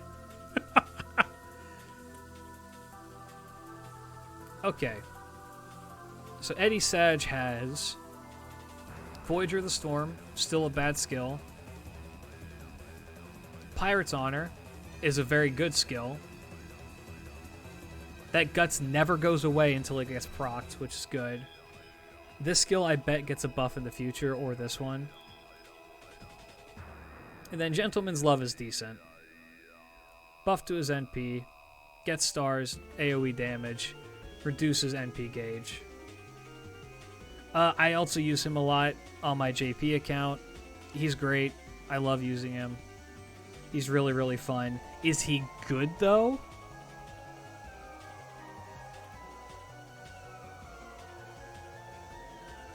He's middle of the road good. He's like about here.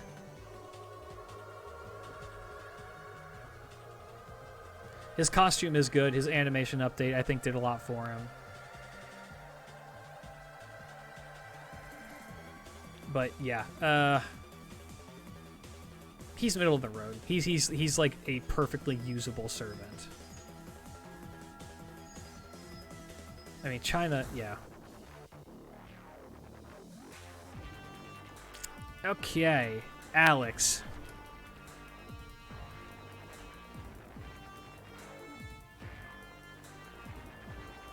Oh, okay. Still has the standard charisma. It's kind of meh. The other quick support rider, yep.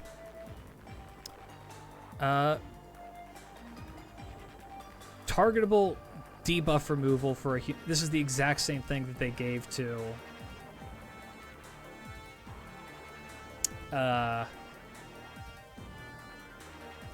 Kogil, isn't it? Yeah. The Onkomen Special. Yeah. Rosachico Donis, it's same thing. It's better. Targetable debuff removal is always good. And then 3-turn, 20% quick up, 5-turn cooldown. It's decent.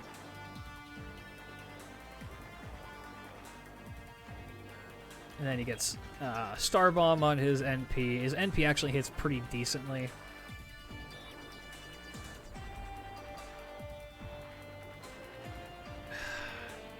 Alex is in this weird position where I think that him and Kogil are... I'm going to put him above Kogil because he is a quick support. But he's just... He needs a little bit more help. Still a pretty middle-of-the-road servant. Oh. Yeah. My man needs some sugar. I've used him as a quick support. He's okay. The issue with being a quick support is that you don't want to be able to take away stars, and he does that. Oh, so the list also goes from left to right in the rankings? Yes.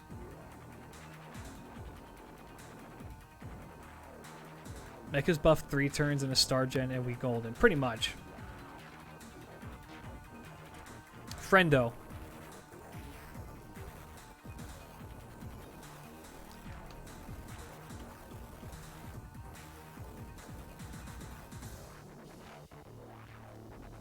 Uh, 30% defense up, 20% attack up, 5-turn cooldown is good. This skill is also incredibly good.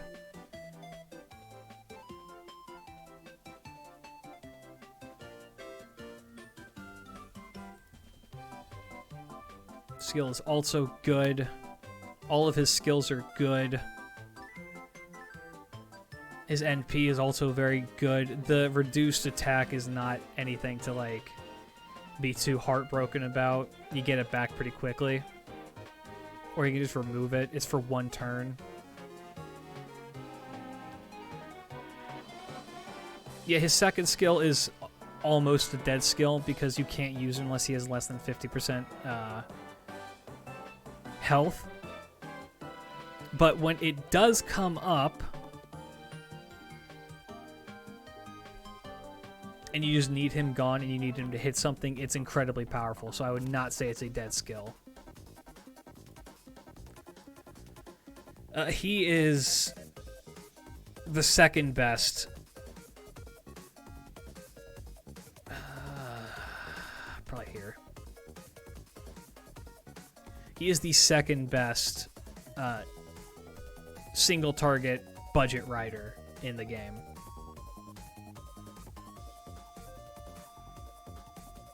In my opinion. He's great. He does a lot.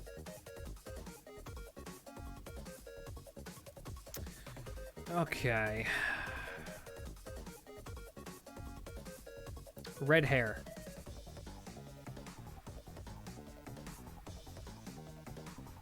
He does outclass Ryoma in most cases, except Ryoma has better support capabilities. Okay. Why is Caesar just A tier? Because his only decent skill is his first one. His NP is pretty good. He's also an A+ tier. What do you mean?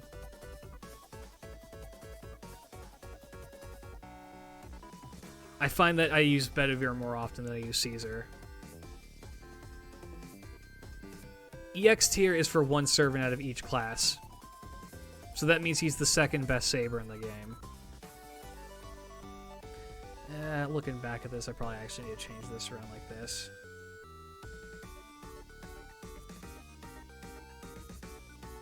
I'm offended, but it's your lit. Don't get me wrong. Caesar's a great servant. That is not in question. I just prefer Bedivere. Things that I don't prefer. The fact that red hairs all of his shit is either chance-based or only lasts for a short amount of time. 3 attacks for 5 turns is not good. The star generation thing is decent. Chance to ignore invincible. I mean, this can be alleviated with a CC. Increases own critical star absorption by 600%. It's pretty good.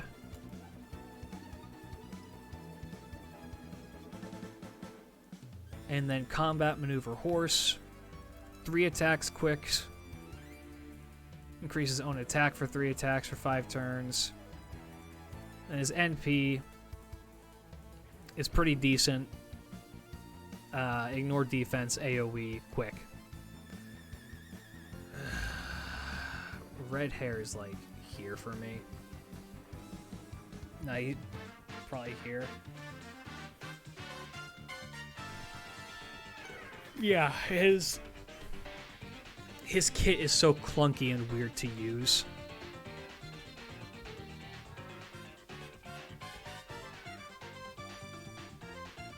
Well, I'm genuinely trying to think of a time when I would justify bringing red hair over anybody who's above him.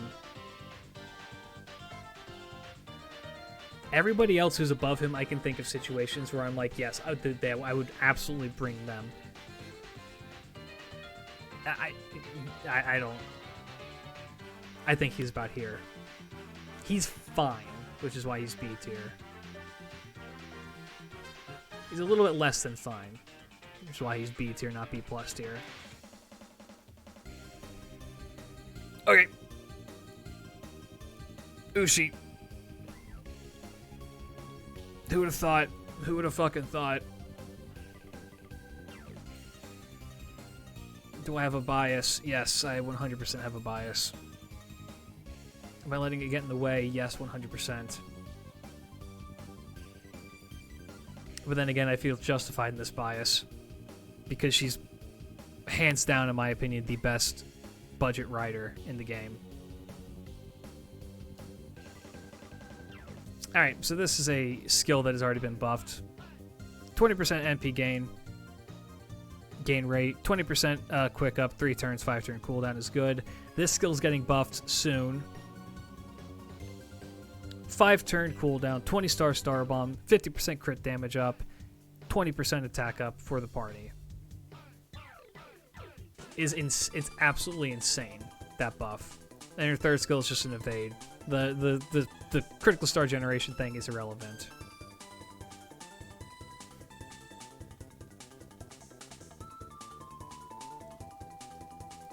Her NP hits like a goddamn truck. It is one of the best budget NPs in the game. It slaps people around. She does insane damage. She gets her NP back insanely fast. With the addition of with this second skill, she's going to get it back even faster because she can slap people around with the crits. With the addition of the crit change or the quick change in JP, she can just chain and make insane amounts of stars like that. Does more damage, benefits from the stars. She pops the fuck off. She's one of the best servants in the entire game. Also cute. I think she's better than Bedivere. Ku is probably better.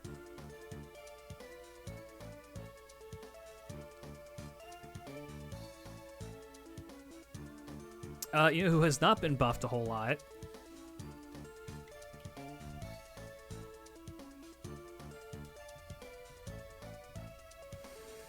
Medusa. What a tragedy. What an absolute travesty. What's up, Blue Jay Cash? How's it going?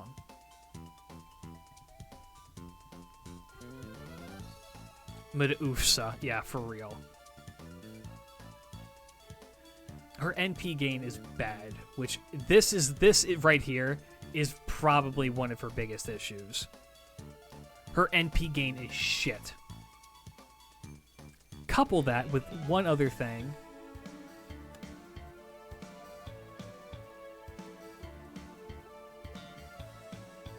NP hits one time. So you want to use her. This is a character that you want to use in a farming context. Right? She can't, it can't be done. I don't believe it can be done. And she hits decently hard. Like, her damage isn't like the worst thing in the world. And Mystic Eye is not a bad skill. This needs a buff though, but Mystic Eye is not a bad skill.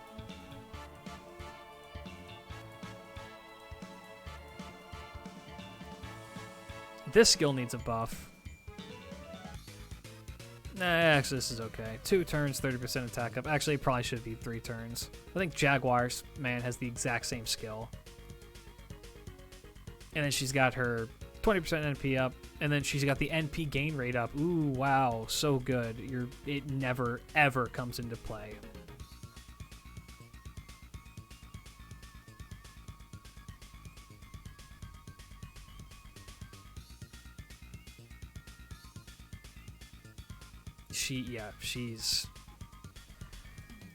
She's a sad story. She's probably down here. Maybe here.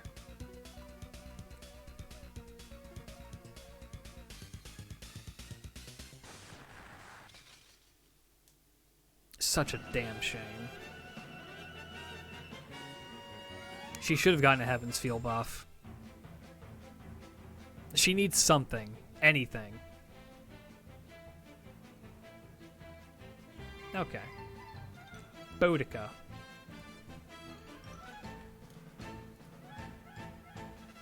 I can already see the bias. There is no bias.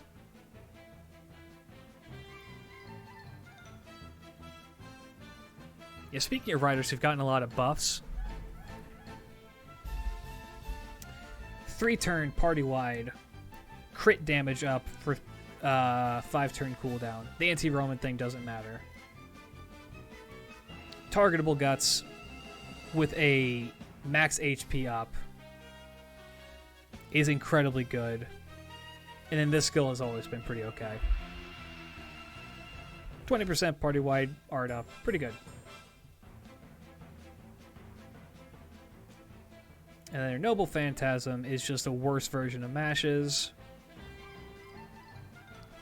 Increases party's defense for 1 turn, party's attack for 3 turns. It's okay. When you hate the Romans, but your best pal is a damn Roman. Exactly. Boudica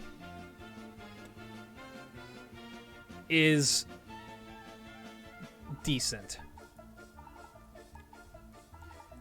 Boudica is she's like up here. She's an arts crit support, which is kind of niche.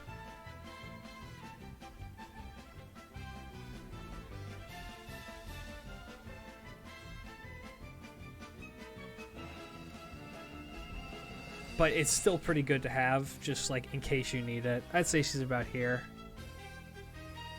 She's fine. She's usable. If she got a Star Bomb, she would be way better, but she doesn't. I'm going to try and speed this up just a touch.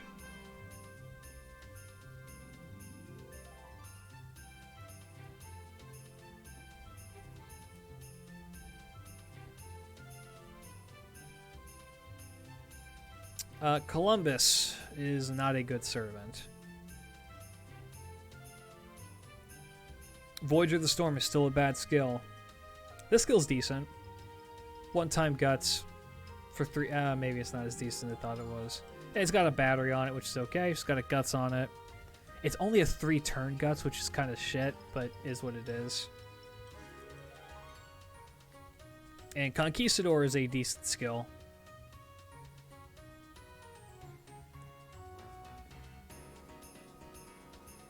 I say this is arguably his best skill. It's got a Star Bomb and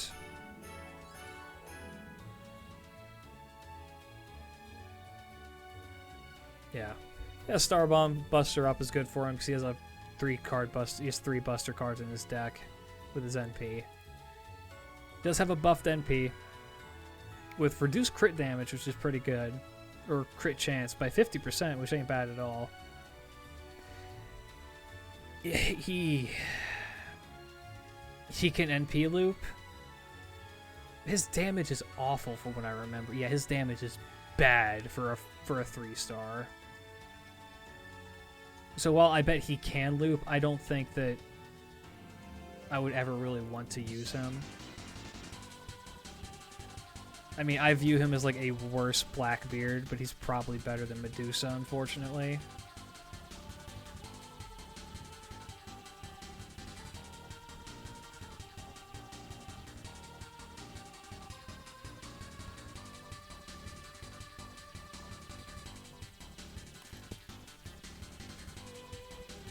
He might be down here. I think he's better than Taiga, but I don't think he's better than Roma. He's also story locked, which I am kind of taking into account for some of these, but that does matter with him if you're going to try and use him to farm. All right, let's move on to the assassins.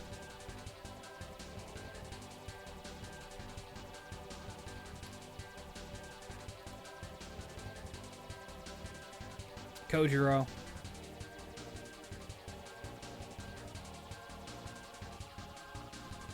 Triple quick deck. He's got the evade. 40% crit damage up. This skill is what makes him insane. 4-turn cooldown. Removes debuffs.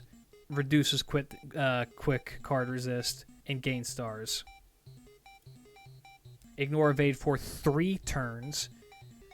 Star creation by 90%. And absorption up by 500%. And then his NP further increases his quick damage. And does a fuck ton of damage. And then makes stars.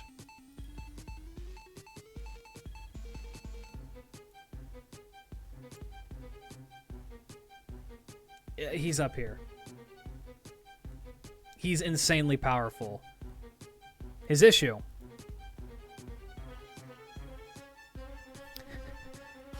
He's a 1-star servant.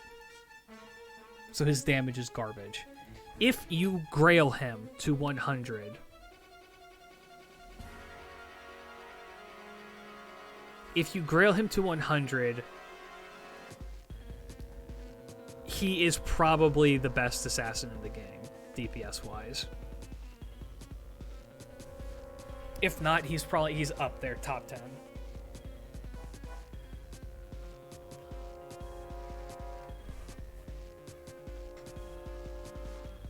Like, his damage at 120 is still not going to be anything insane. At level 100, like this, Yay! You can work with this.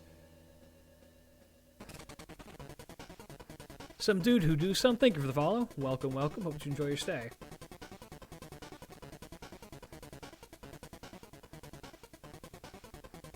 Yeah, he's up here. His lack of damage is what does him in. Matahari. I've actually been playing around with Matahari a lot on JP. Because this skill is so good. Bonus star gen up for the party. 50% crit damage up. 5-turn cooldown. It's insane.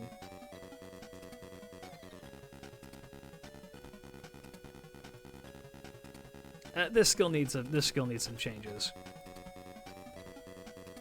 The male charm thing sucks. Reduces all defense for 3 turns. That's pretty okay. 20% defense down is nothing to sneeze at, but with debuff removal or with debuff resist being such a prevalent thing in the late game, yeah. And then this skill again, same thing as before. No passive.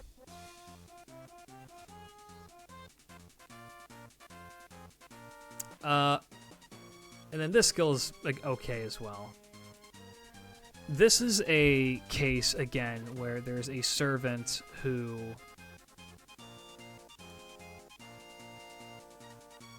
is not bad in theory. Her first skill belongs on a 5-star unit.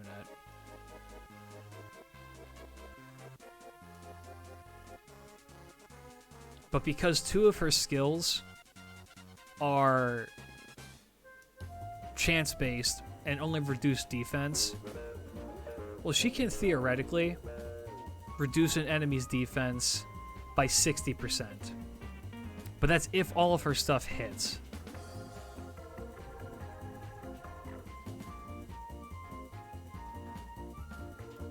I'd say she's probably top of B for now.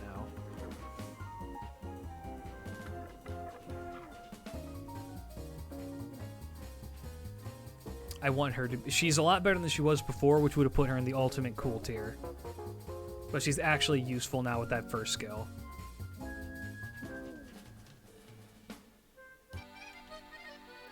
Pran, look away from what I'm about to do to this girl.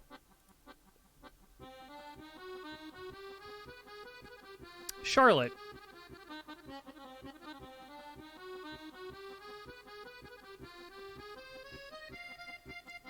Instant kill memes. But the two time evade for 3 turns is pretty decent. Ignore Invincible is an amazing thing to have on a single target servant. With an attack buff, which he desperately needs, and debuff resist, that's also very good. This skill is where it gets a little bit frustrating. It says ludicrous planning, but I believe it directly translates to bullshit planning.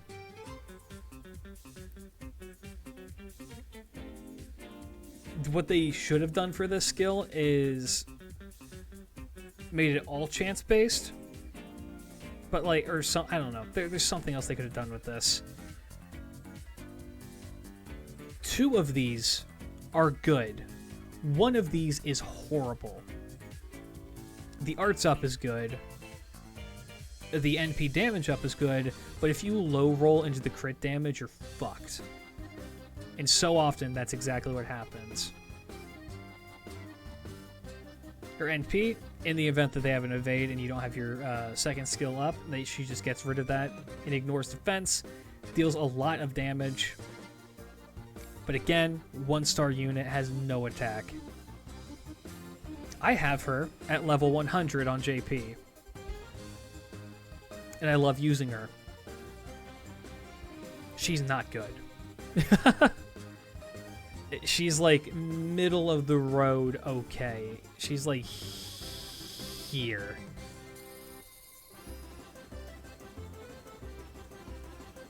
She has her moments where she can shine pretty okay. S tier, she can perform a circumcision on geisha. That's true.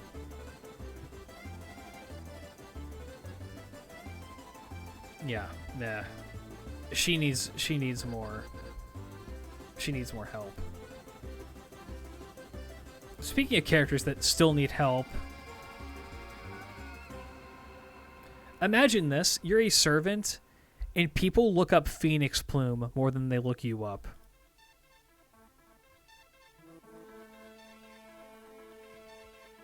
I thought this skill got buffed. I was wrong. Raw Innocent Monster. 9 stars. 5-turn cooldown. Reduces the defense.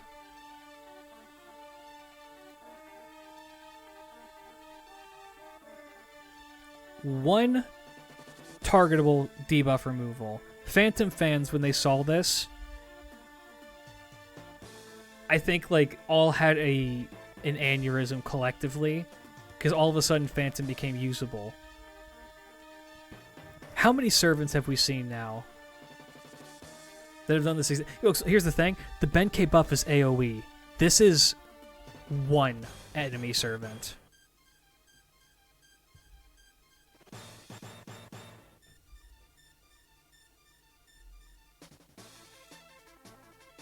And then this skill is bad. This has gotten a buff. It ignores defense. It's arts. He's an assassin. Debuff resist down. Quick.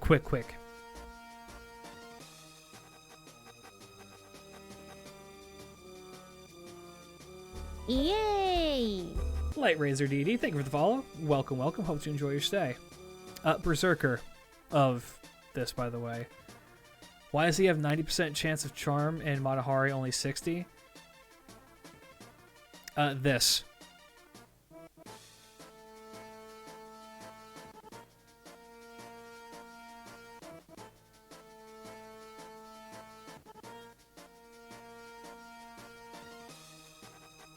Yeah, how many of you have ever seen Phantom's Final Ascension art? Yeah, Phantom is canonically hotter than Matahari. Sorry, Shiniti. However,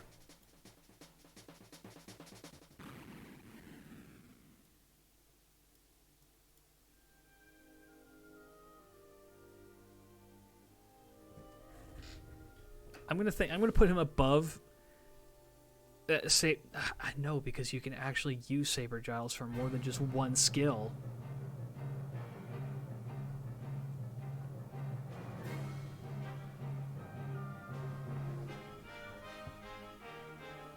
You could have convinced me he didn't have one. I mean, yeah.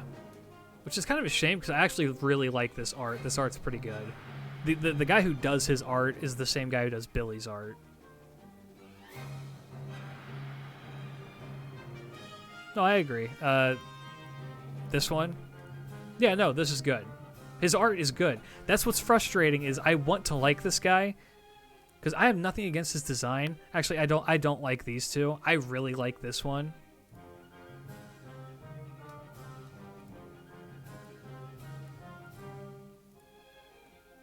Oh my god. Oh my god.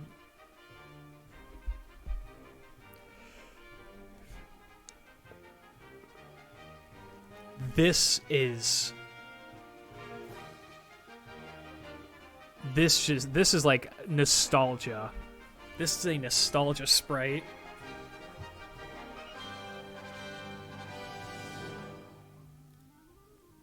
Weaver but stinky, yes. Onto a way better assassin.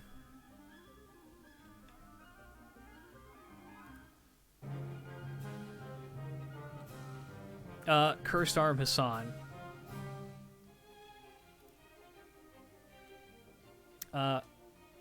Cursed Arm is insanely good. Yeah, I put him on the tier list. He's fucking garbage tier.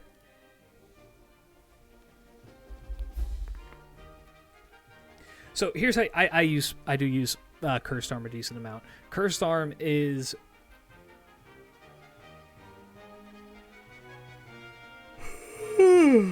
excuse me. He is one of the better parents in the game. Cursed Arm is a star generator. That's really all that you want to use him for. And he's awesome at it. Thrown and Retrieve Knife, 15 stars on demand, 15 stars the following turn, is an amazing skill. He can benefit from that himself with his self-modification for 50% up. And he's got a protection from arrows type skill that helps him make even more stars.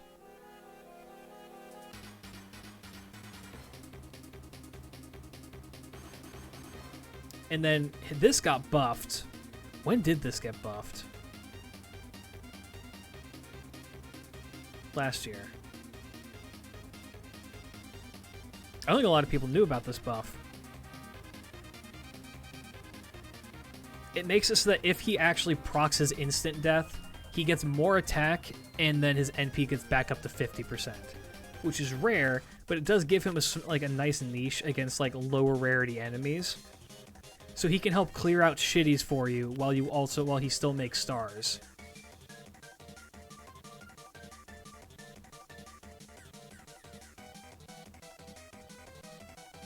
Well, it is a meme buff, but if you want to put it into the context of like wave clearing, where you're up against like so many like garbage like bronze enemies, this can actually come in kind of clutch.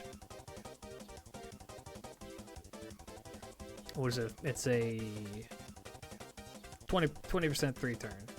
It also hits decently hard. Cursed Arm's a good boy.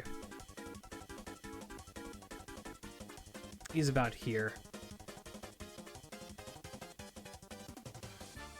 Plus with the quick buff, he just gets better. Gets better at making stars.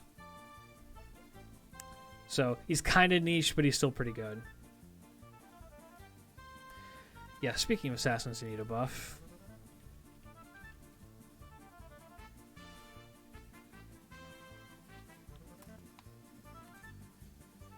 This guy.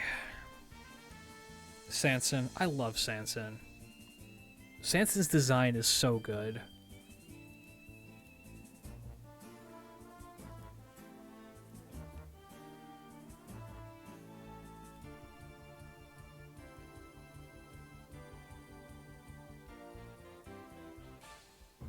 Let's see. This skill is good. Own damage against evil alignment. This skill is also very good. Targetable debuff removal and a heal. This skill is fucking garbage.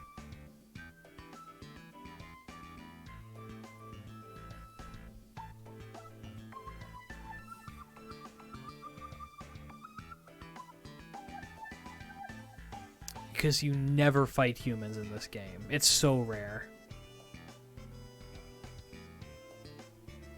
And yeah, oh, I didn't know he actually had a buffed NP. No, because the cooldown on this is 5 turns, and it lasts for 3 turns, and you can actually find humans to fight.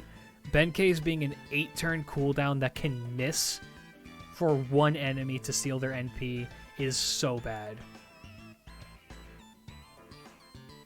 Well, that's the thing, is you don't... So here's the... Okay.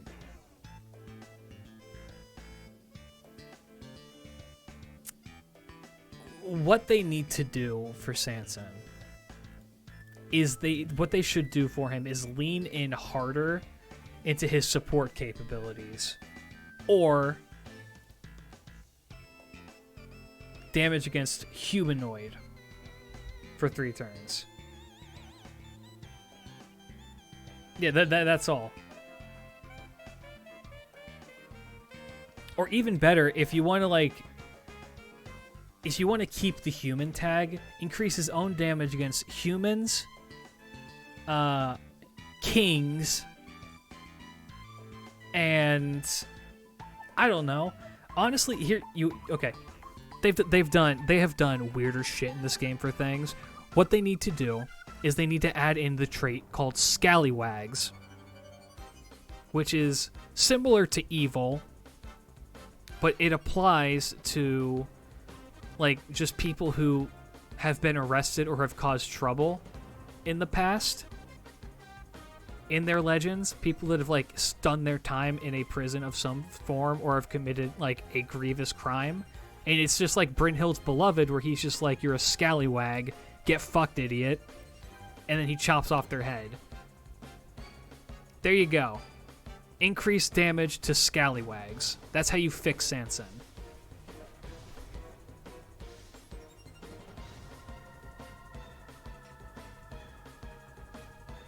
And it fits his character too. Executing people who have done wrong.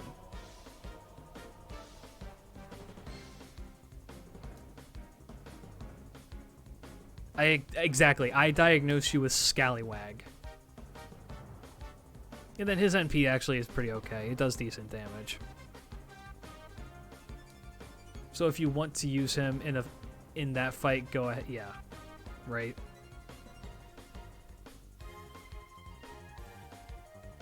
He also got a costume with the glasses, which honestly is really, really good. That's a good look for him.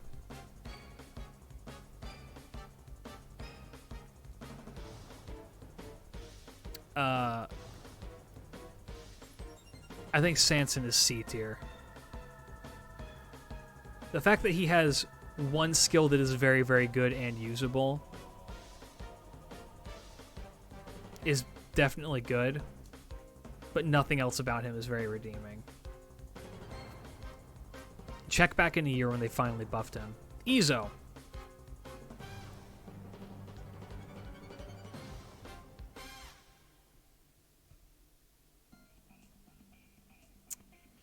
Izo.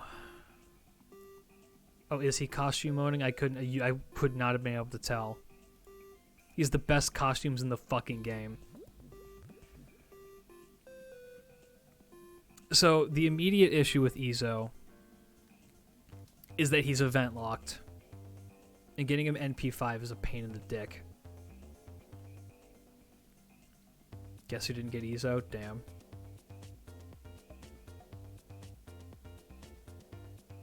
Behold the reason why Sanson isn't getting a buff. Yeah, 100% damage to humanoids. For one turn, 30% extra crit damage is an insanely powerful skill.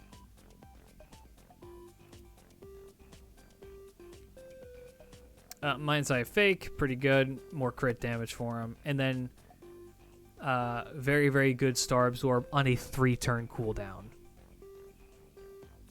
Now, this... Okay, let me not explain to you...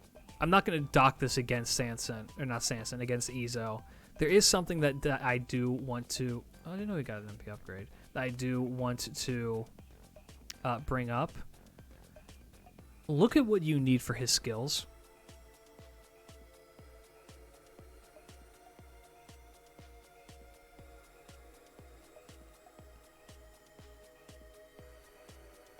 Fuck this shit. Anyway.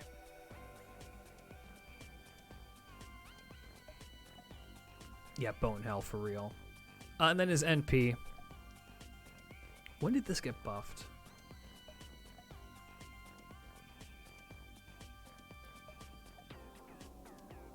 Oh, with the biking event, so yeah, fairly recently.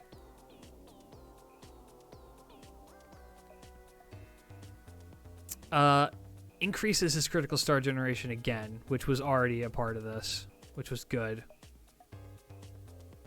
And then deals extra damage to enemies with the man attribute. Here's the man attribute.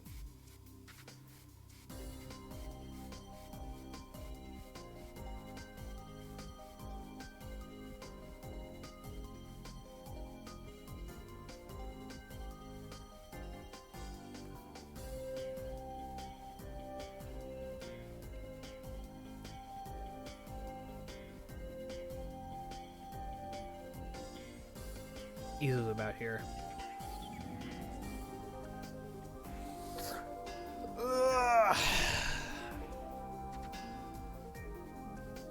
Alright. Ezo's good.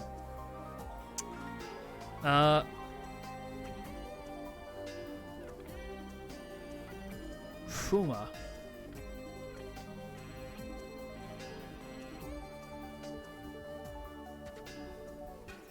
Fuma and Fuma and Cursed Arm do essentially the same role.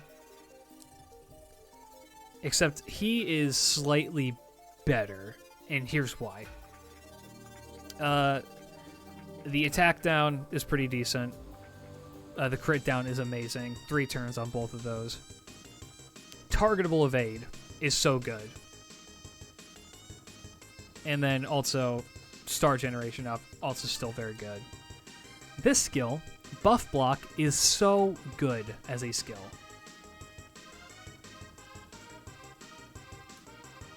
Reduces their defense as well, and the debuff resist for 1 turn.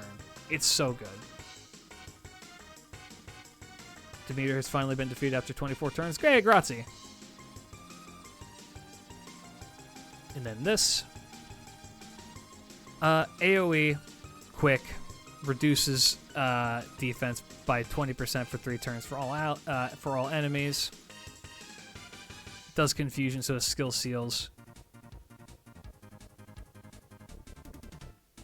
It's good. Yeah, someone said bargain bin Jack, and that's about accurate.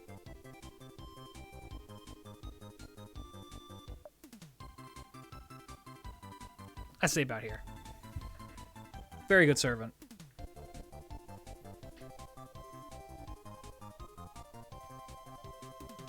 Okay, Serenity.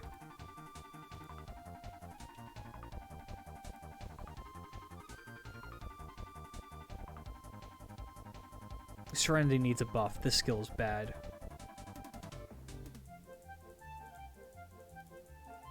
Thrown Dagger Poison. Gets 15 stars, poisons a guy. Makes the poison do more damage.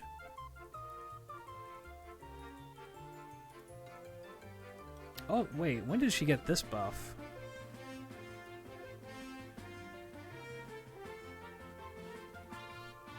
Oh, interesting. On a 4-turn cooldown. Yeah, that's pretty good. Again, though, a 4-turn cooldown 15-star Star Bomb is pretty cool. Cursed Arm does that better.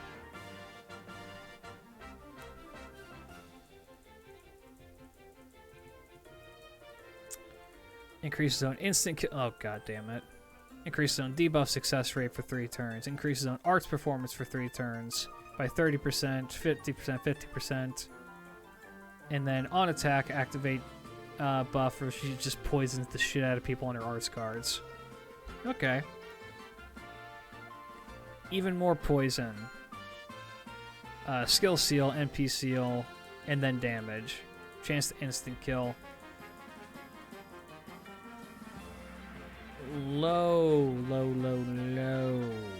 NP gain. Even with the hits on her arts card. She's okay. I can foresee them... I think she's about here. I can foresee them buffing her... Klidge, blur this out? What? Blur what out?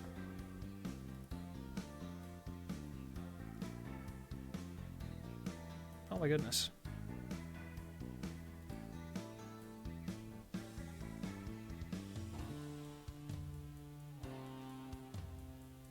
No, she's fine.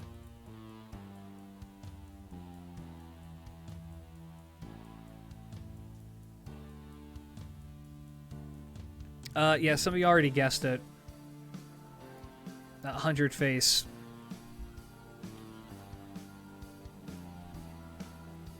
Is my EX tier assassin.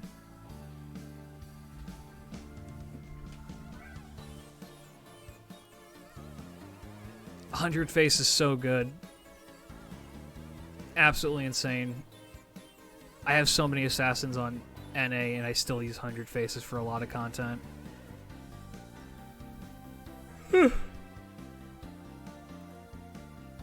NP rate, star gen up. Awesome. This skill, it's chance based, which really kind of sucks. But again, just give her the mask, and she benefits a lot from the mask to get all of these to proc. The arts one is the only one that's like super important. And then she's got retreat, which is a 4,000 heal, and then but it gets ready for buffs. Which makes her kind of tricky to use, but that's such a good skill. 6-turn cooldown. Reducing the arts resistance of an enemy on an NP that she can spam. So this just gets better and better each time that she uses it. Is crazy. Also, the crit chance down by 50% is so good. And again, on an NP that can be spammed, so you can just put that down over and over and over again. Yeah, 13 hits. 13 hits.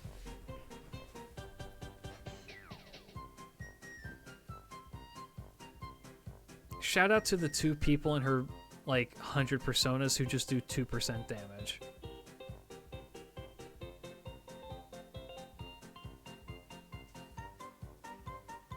Yeah, she's absolutely insane and deserves to be used more. Honestly, I would love to see her be used in Lost Belt 7. I don't know what situation would call for them to bring in 100 personas, but God, I would love it if they did. I'm just going to put him here. I think because Phantom has debuff removal, he's better than Jekyll, who doesn't have a Noble Phantasm.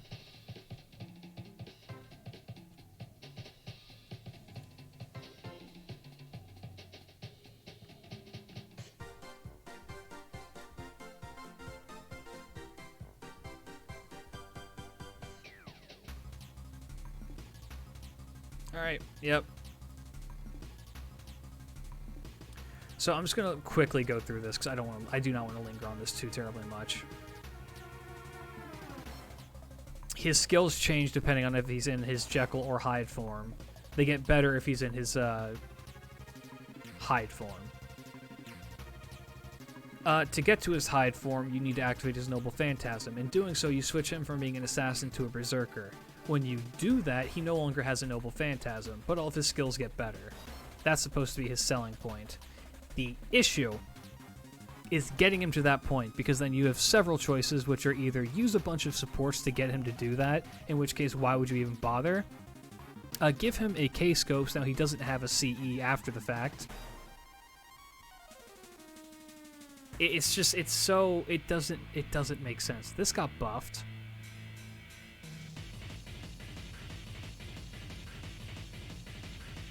Oh, they did actually change this. So he does actually have a way to get up to 80% now. Okay. Okay, you know what? Because they did do that, that makes him probably better than both of these guys. I did not realize that was something that had come along with his buffs. Alright, yep, that's decent. All my other complaints still stand. Okay, you've got him to become a Berserker. He no longer has an NP. You gave him crit damage. He can't gather his own stars. This is actually pretty okay for a stun. That's not bad. And then the bonus attack for 3 turns. Not bad at all. Madness Enhancement as a Berserker is pretty okay.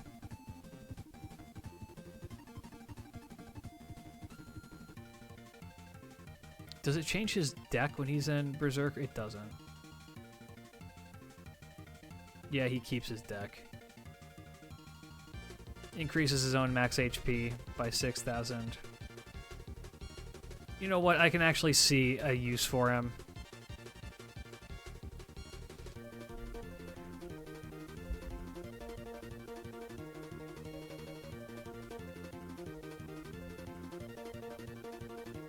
After reviewing, I can see a use for him. Since he's able to actually become his Berserker form a lot faster now, he's actually probably better than Hector.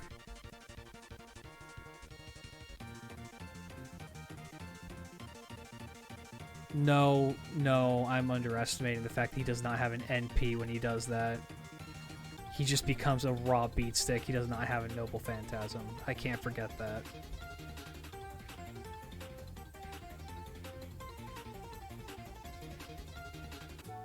He is probably better than Sanson, though. Because having a Berserker beatstick with, I mean, a lot of the extra effects are not bad for him. Alright, I'll give it to him. Okay, this is actually kind of interesting. Oh, wait, never mind. It's based on... I see. Yeah, okay. That buff was 100% necessary for him. That makes him not awful.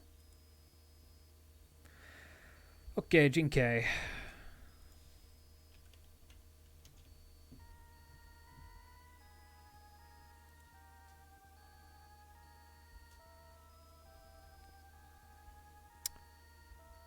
Jinkei has the Star Bomb, 15 stars, 5-turn cooldown. Star Gather as well, not bad.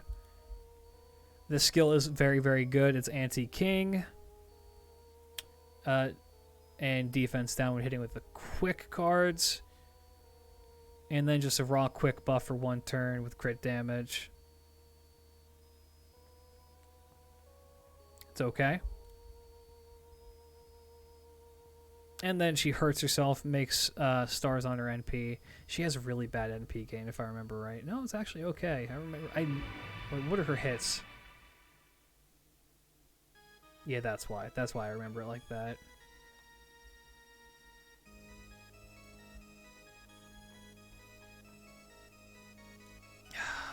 She can die on her own NP. She needs... She hits decently. She's about... Here. She needs a little bit more love from Lasagna. Okay, moving on to the broken class. We're going to talk casters. So I am going to, for the sake of time, I'm going to go through the ones that I know are bad and just rank them now. Geronimo has not received a substantial buff fucking ever. His main selling point is that he has a... Yeah, the G-Man. His main selling point is that his NP is actually really good, but nothing else about him is. I'd say he's about here. I think I have to drop Benkei down.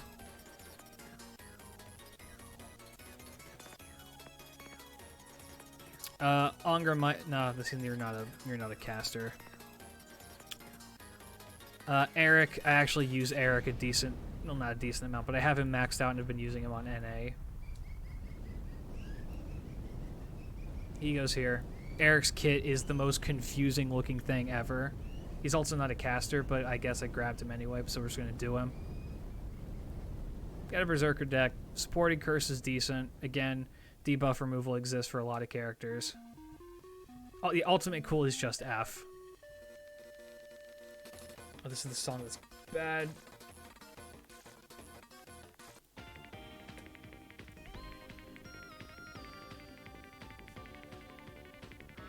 Battle continuation. Standard battle continuation.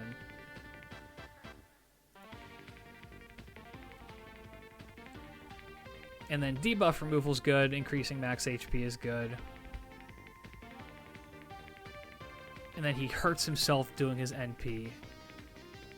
1,000 damage to self out of the total of 6,000 HP that he has, which is substantial. Also, note the cooldowns. 6, 7, 5. They're so, like, weird and mismatched.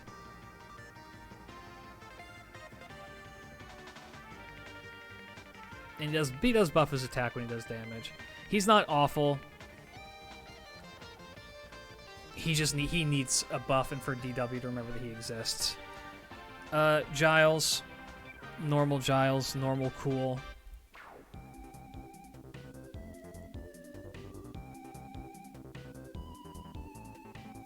He actually has really, really good NP gain, but one hit on his arts cards is so bad. This skill is still bad. This skill is decent. This gives him a nice niche. 5-turn cooldown. Arts and Buster Resist is very, very good. And then this skill has always been pretty decent. 8-turn cooldown is where it's a little bit rough.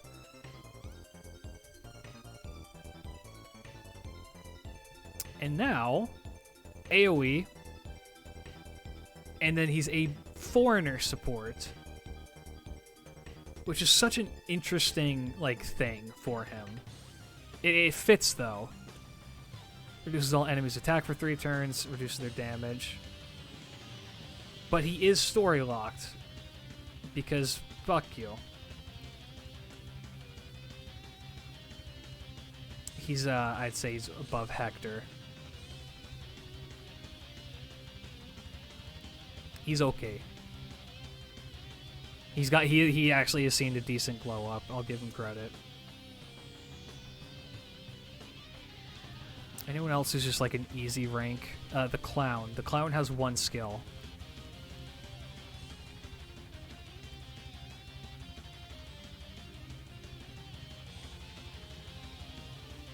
This skill is bad.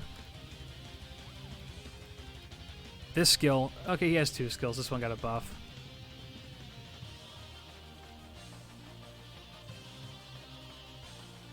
Makes 9 stars, increases his own attack, reduces enemy healing. It's so niche, but it's actually... It can be used. It can be used. Why is he standing like that? It's too hot. He's sticking to himself.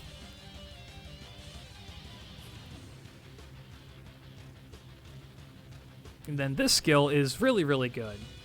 3-time buff block is very, very good. 6-turn cooldown. Not bad. NP has been buffed. It ignores defense, is a buster NP, and does curses. But he does so little damage, and he gets his NP so slowly, and he can't chain it off of anything because it's a buster. Yeah, Mephisto is probably about here. Yeah, chance to inflict curse. It might curse you. You don't know.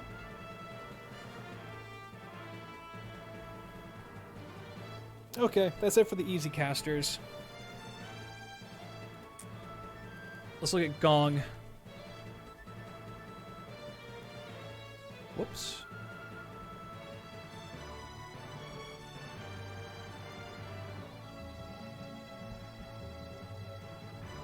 Chen Gong, everyone knows Chen Gong. Can target an ally with taunt, which is super good. Reduces enemies' critical attack chance, which is good. Party-wide, 10% NP, but also it increases your defense for the whole party. And then the 50% buster up, targetable mana burst that goes on hyper steroids if it's on a Berserker. And then he essentially, if I remember right, this is identical to how like Arash's NP works. He essentially just fires off a Stella that kills somebody else.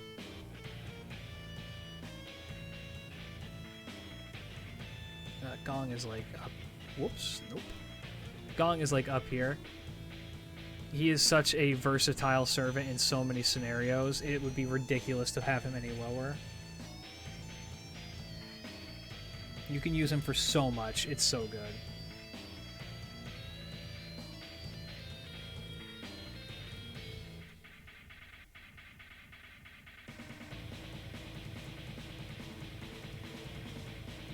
Shakespeare is in desperate need of another buff. The one turn 40% buster up is really good for the whole party. He's got his own personal preservation skill, which is good. And then targetable 20% up with a crit star gen up for 100% is also very, very good. This has been buffed. AoE, his NP actually is pretty decent, but you don't really use it too terribly often. The chance to stun is very, very nice. It's good. He's one of those support servants that can still be used in some contexts, but I honestly think he's outclassed by Nobukatsu right now. So I think that he's actually going to probably be about here.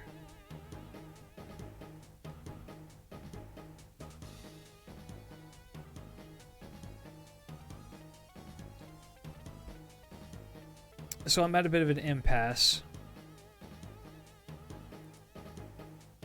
I think Hans is still probably the best budget support, because you can use him in so many more contexts. 3 turn 40% crit up for the entire party. Gets his NP really, really quickly because of his second skill. And then targetable NP gain and a 15-star battery. 5 turn cooldown for an ally. Then this, all of these are chance based, but you're guaranteed, I believe, you're guaranteed the heal. Everything else is just a bonus. It's great. He works incredibly well in every team. Specifically crit teams is where he shines, but he's so good in every other team as well. You can always bring him along. Now, his only competition for being in the best spot, in my opinion, is Asclepius. The thing that holds Asclepius back is being story-locked.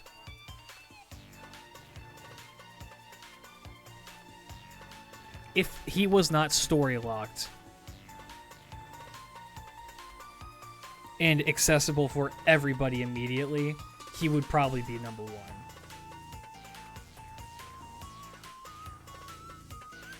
$5,000 heal on a 5-turn cooldown with debuff resist. NP generation rate for the whole party for 3 turns for 30%, as well as an NP seal for 1 enemy. And then party-wide debuff removal and battery for 20%. you can bring him everywhere. The issue is that he's so difficult to obtain. Also, his NP gives the party guts and debuff immunity for one time. And heals him. He does not give himself guts, though, which is the issue. I still got to get me a copy. I don't have one. Damn. He's here. Honestly, if we're going to compare him to everyone in the EX tier, he's probably here. If not here, but here. Like somewhere up there. He's insanely good. Yeah, the thing is, though, it's not just story locked, it's Lost Belt story locked. Like, Bedivere is story locked, for example. But he's story locked behind Camelot. So the odds of getting, like, an Asclepius are just so low.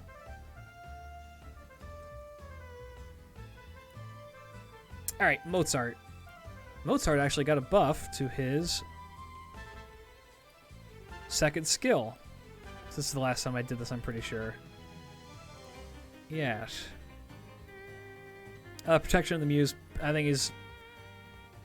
Someone correct me if I'm wrong, is the best AoE arts buff in the game. 44% 5-turn cooldown, 1 turn.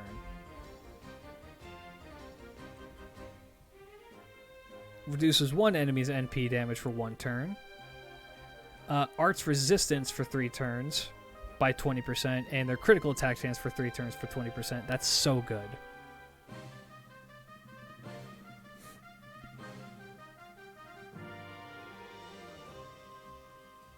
Yeah, that's really good. And then this skill.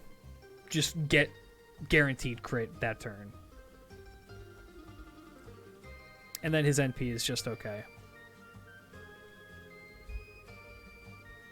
Curses, attack, or defense down. One or the other. His NP is kind of whatever. It's not why you use him. Mozart, I would say, now that he has that buff, is probably like here.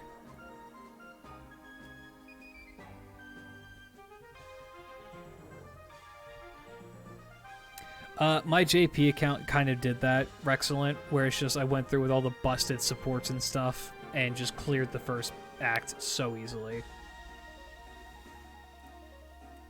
Medea. My dear Medea. Yeah, for Mozart, you literally just use his shit and then just gong him and he's gone. That's all you need him for. Medea. She's got the battery, gets her NP. Personal heal.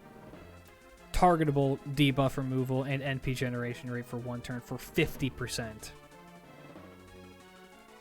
Then her rule breaker. Still hasn't gotten a single target modifier. No, never will.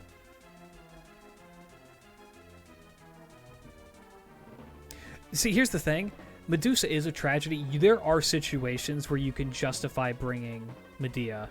Even if it's just, I need to get rid of this dude's debuffs immediately, and then gong her.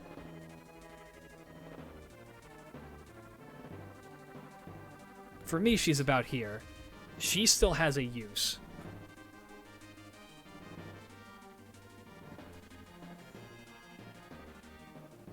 It's hard to justify bringing Medusa. You can find justifications to bring Medea. Medea is so powerful. She's one buff away from being great. That's her thing.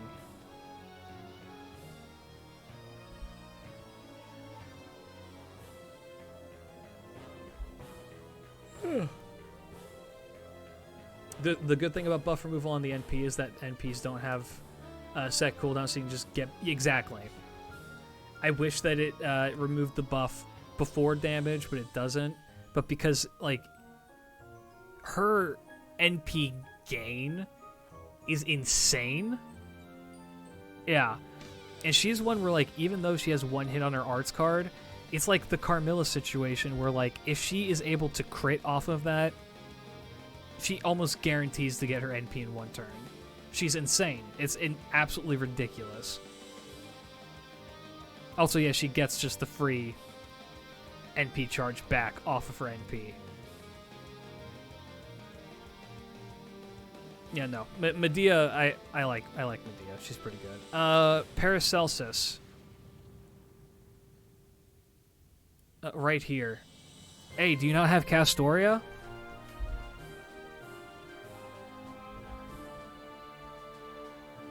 Do you need to farm with any art servant? Well, if I got a solution for you.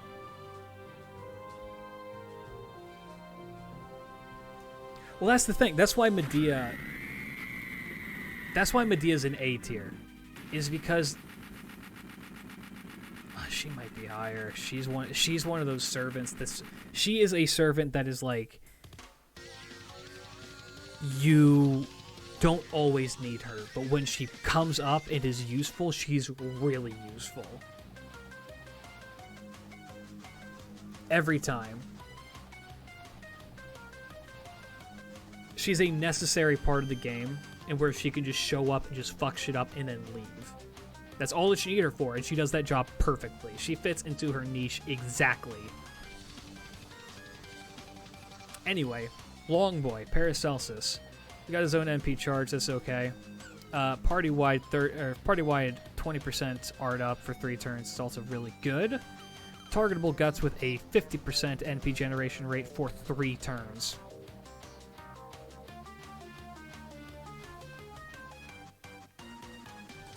Is super good. And also his NP is buffed.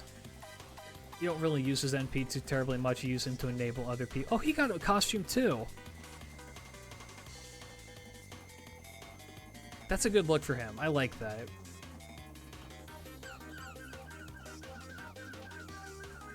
It's such a subtle change. It's such a subtle change. Glasses. They're very versatile.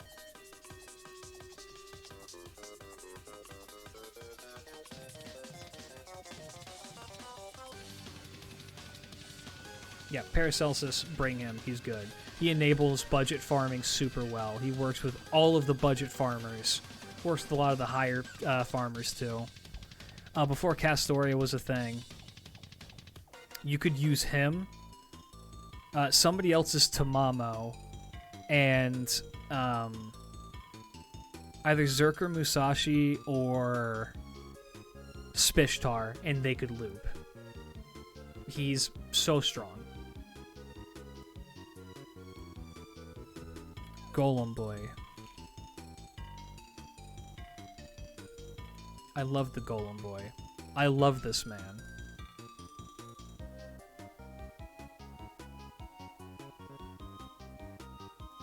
I love this guy.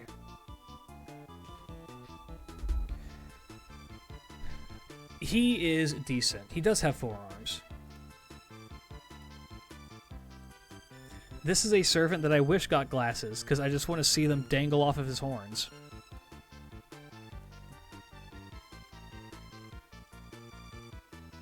I still don't like him because of Apocrypha. He was not very good. I did not like him in Apocrypha. I thought he was interesting. Hi, can I ask a question? Absolutely.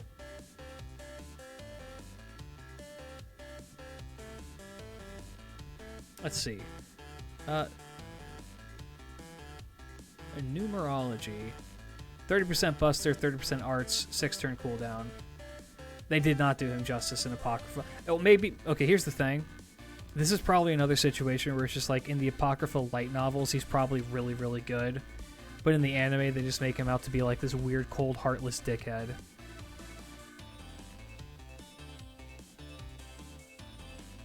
I don't know. And he's very, very good in his portrayal in FGO as well. High speed incantation, super good. Always a good skill. This skill is his bread and butter for me. This is what makes him incredibly versatile, because if you get this maxed out, 3-time invincible for 3 turns in a challenge quest scenario that also heals the party is so good.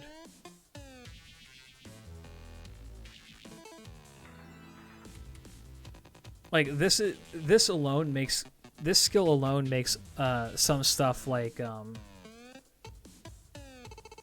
the Nero Fest, Gil Fest, and Tesla Fest challenge quests, it makes them doable. That skill alone, it's so powerful. Who do I use the special ascension on? I don't know who you have. I would recommend on a 5-star of your choosing. Do not use it on a 4 or a 1 through 4 star. Use that on a 5-star.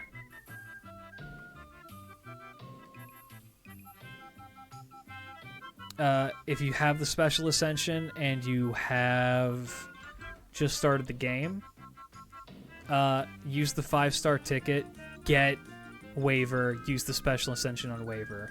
Otherwise, get a Berserker and use it on a Berserker or on a DPS.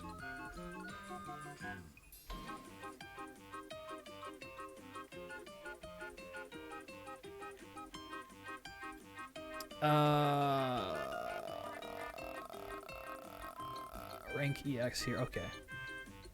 Yeah, his NP also hits pretty decently hard for being a caster. He's good. He's good. Avisbrawn good. Avisbrawn high A tier. I'd say about here. Nah, he's probably about here. I'm assuming JP? I don't know. I don't know what that looks like on NA.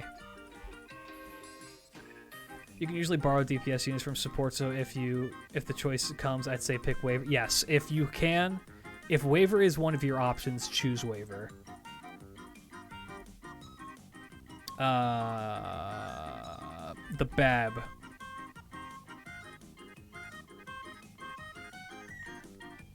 My man, the Bab.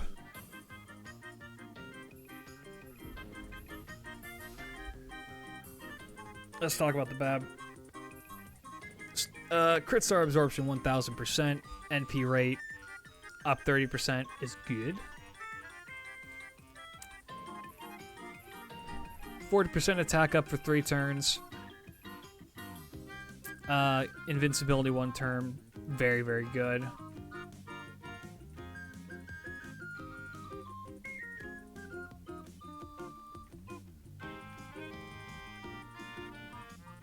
Yeah, the only thing that is keeping Babbage from being a 100% amazing servant is the fact that his animations are bad. Because this skill right here is insane. 30-star Star Bomb, NP damage for 3 turns. Increase on crit damage for 100%.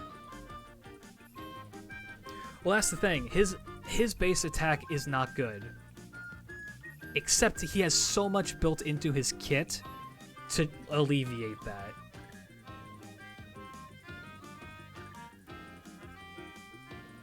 And then his NP is also, it hits like a truck. It actually hits pretty decently hard. And the defense down is super useful. Having been using Babbage a lot because of my willingness to grail him, I can say with definitive certainty he is about here.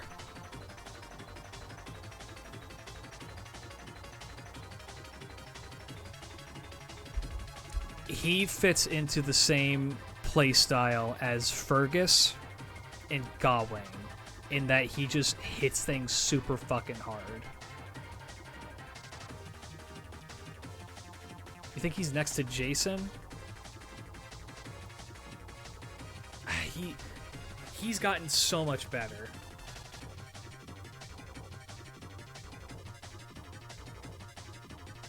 I put them next to each other intentionally so that she can stab him. Yeah, there's probably a little bit of bias going on with that, with the Bab. But he does do some insane damage.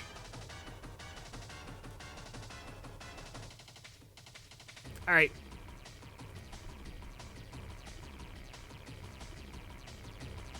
Caster Coup.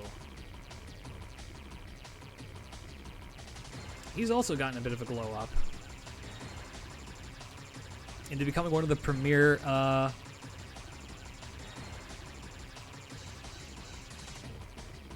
farmers, caster farmers. This got a buff.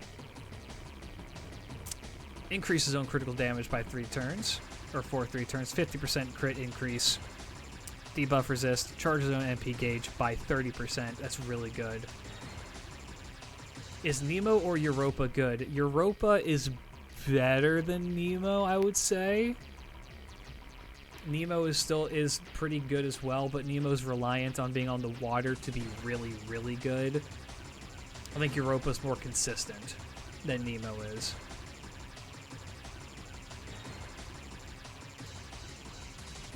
Protection from arrows. It's good. And then this.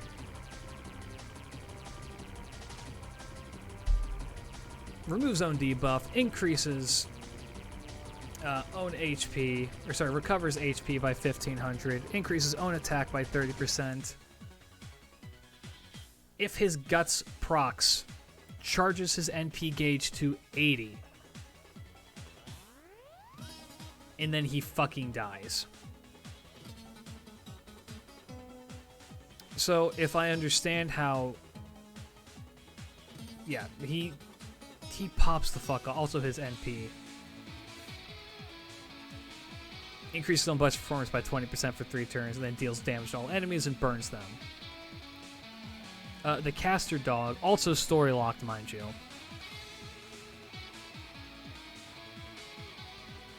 Is probably about up here. He kills himself. He doesn't die because of the guts. Gotcha. Sorry about asking too many questions. I'm still... No, you're good, man. There's no worries about that at all. We all gotta start somewhere, and trust me, this game is far from being simple.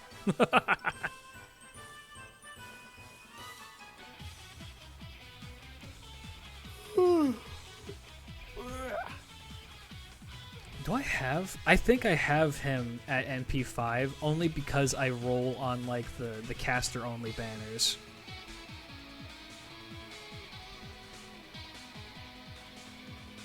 Yeah, Nemo will make his own waterside stuff at some point, probably.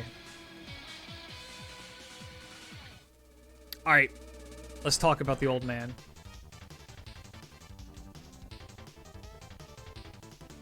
Speaking of Nemo...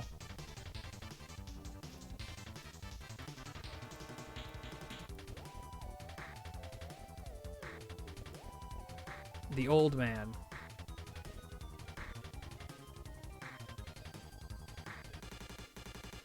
Old man leave fake. So this guy is insanely powerful. And he's in the free-to-play gacha as well. He's not story locked, he's just in the gacha. Party-wide, 20%, art and quick up for 3 turns. Targetable, star absorption with debuff removal and 100% crit damage. 5-turn cooldown.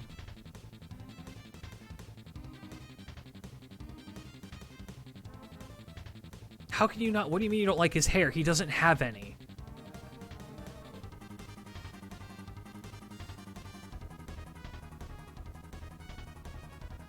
Berserker of El Dorado is one of the best budget berserker, or one of the best 4-star berserkers in the game, in my opinion. People will argue with me on that. She can carry you through most of the game. Or most of the early game, I should say. It's got to give her the right CEs for it. And then there's this. Buffs his own NP. He has Pekara's hair.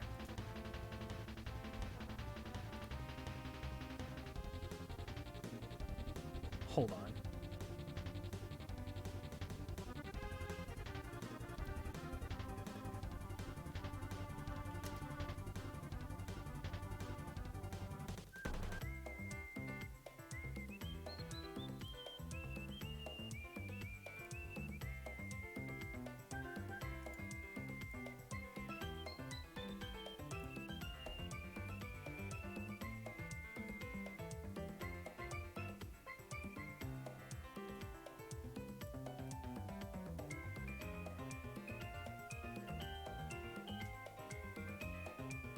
Yeah, all right.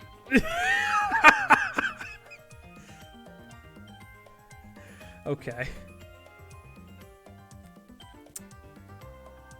God, I wish I had money. What I wouldn't pay to have someone draw Zhang in Pekara's outfit. God, that would be good.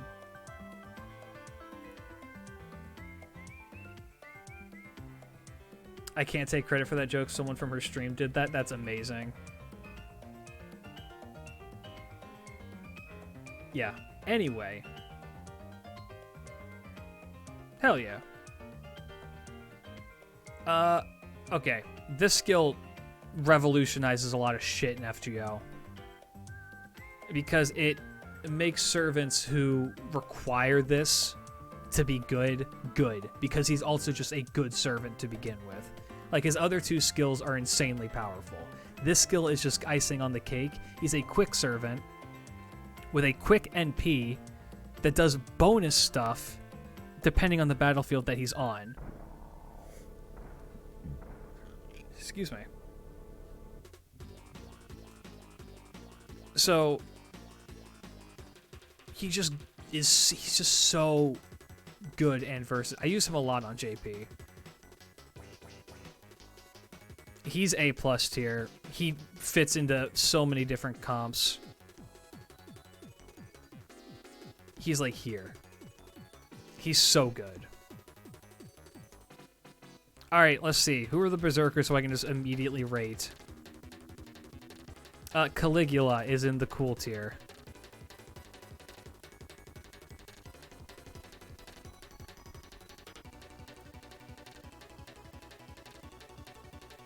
Never once gotten a buff to his skills. All of his skills make it so that he hurts himself or deals damage to himself, and he has the chance-based damage here. Here's the thing. Caligula can output some absolutely ludicrous damage. Like, genuinely. He can do some insane amounts of damage to people. Their skill is only a 3-turn cooldown, yes. Like, he can pop off. He can 100% pop off.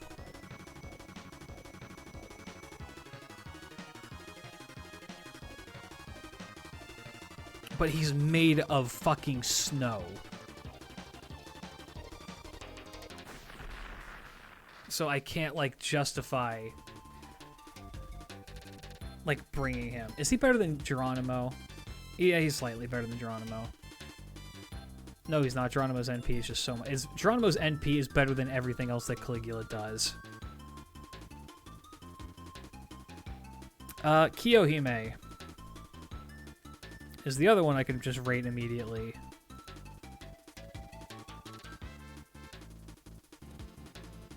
Shapeshift Dragon. Burn damage rate up 100%. Increases own defense, which is nice. But she's a Berserker, which means that she has no defense to begin with. This skill is awful. It's not worth. It's like almost not worth using because of the attack up. You never want to give your enemy more attack. Debuff removal is good. Buster up for 1 turn, 30% is good. Madness Enhancement EX is good. I thought that she had a.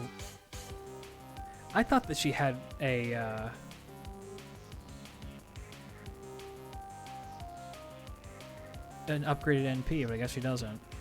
I forgot there's a chance to stun on that too. It's a 50% chance to stun, of course it is. Right. She is required for Paris Tech. Kiyohime is, like, here.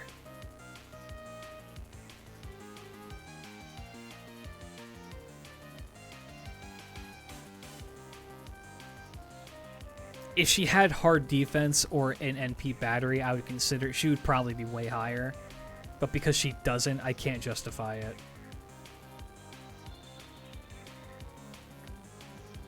Alright. And everyone else is pretty okay. Spartacus.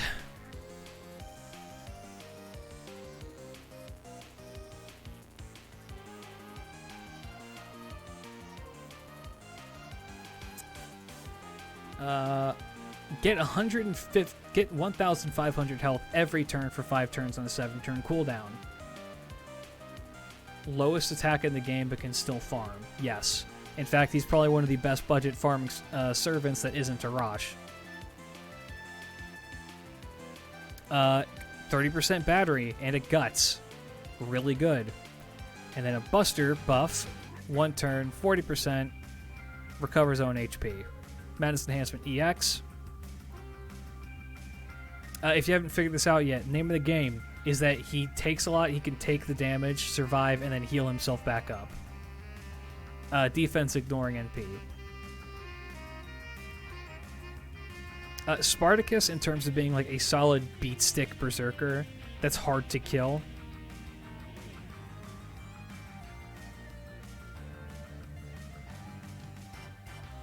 He's probably up here. Probably about here.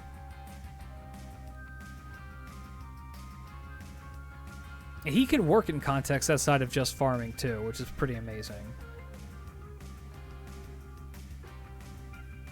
He's good. Love that guy. Asterios. Yeah, Spartacus is like surprisingly good at staying alive for being a berserker with his only hard defense being 1 guts. Is not what I wanted to do.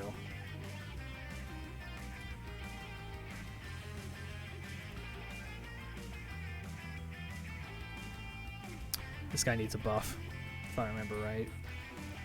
So the Asterios tech, if I remember correctly, is that you bring him against bosses that have AoE NPs that do a ton of like chip damage, and then you just spam his NP. Like you can, I think you can solo Gorgon with Asterios.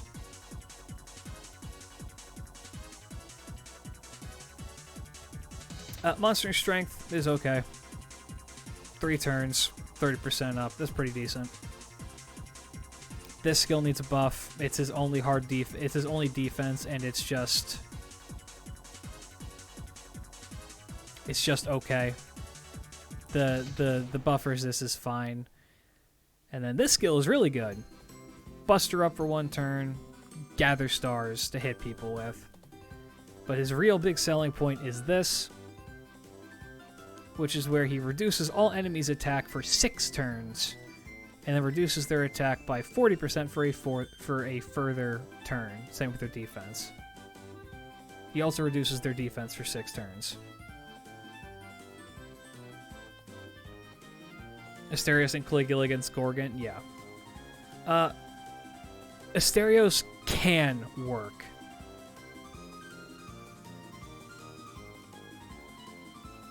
What a world do I live in where I just put Asterios lower than fucking Jekyll. It just feels wrong.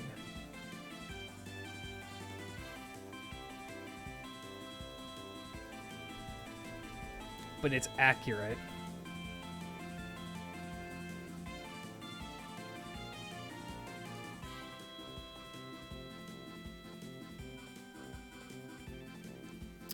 There's a site, Viper King. There's a site, GamePress.gg.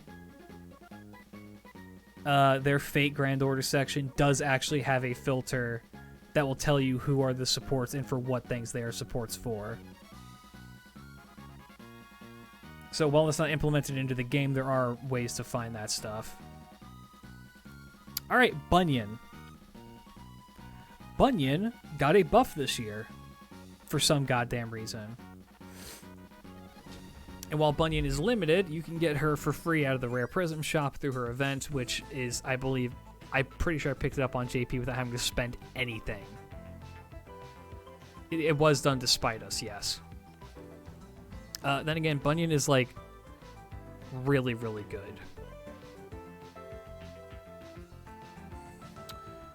Party-wide Buster Up and Crit Up for 20%, both 3 turns. Really, really good. A party-wide Heal for 2,000, very, very good. Popcorn Blizzard, 20% down and heal rate down. Really, really good. Then her NP got buffed. So now it reduces damage. It already hit pretty hard to begin with. Bunyan's pretty easy to rate for me. She's one that I do use fairly often.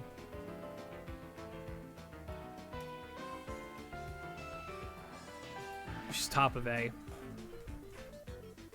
She's a one-and-done servant, one pump chump. You go in, blast through all of her skills, and then have her die.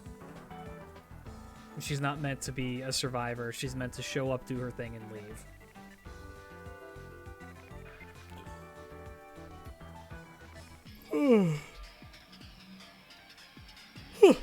Almost done.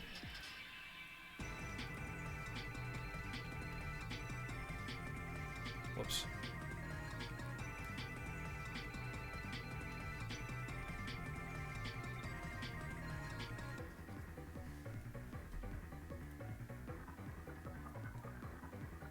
Salome.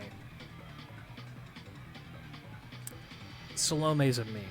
I hate to say that. She's a funny meme, though. And she's really, really, really fun to use. But she is a meme. Increases own damage against lawful good alignments for 3 turns. Now, keep in mind, this is not both lawful and good. This is lawful good together. You have to be lawful good for this to work against them. Which, let me see if it'll actually... Does it filter? Yeah. So here's the lawful goods.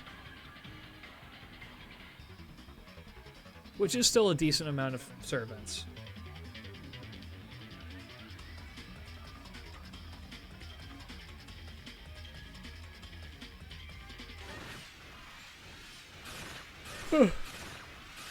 Wait.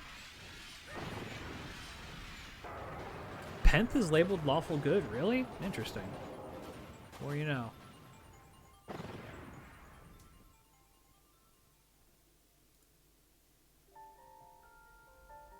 It would be better if it was lawful or good. But it's not. So it's just, for the most part, it's just an attack up for 20% for 3 turns, which isn't bad. If it does proc and you are able to use that extra 50%, it is very good. She has the debuff immunity for 1 time 3 turns, which is always good. Increases own defense by 20% for 3 turns, which is good. And the the invincibility for 1 attack 3 turns. Which is not awful, but yeah, it is what it is. And then there's this. She will restore 1,000 HP to herself every single turn. In every turn, she will also remove her latest defensive buff.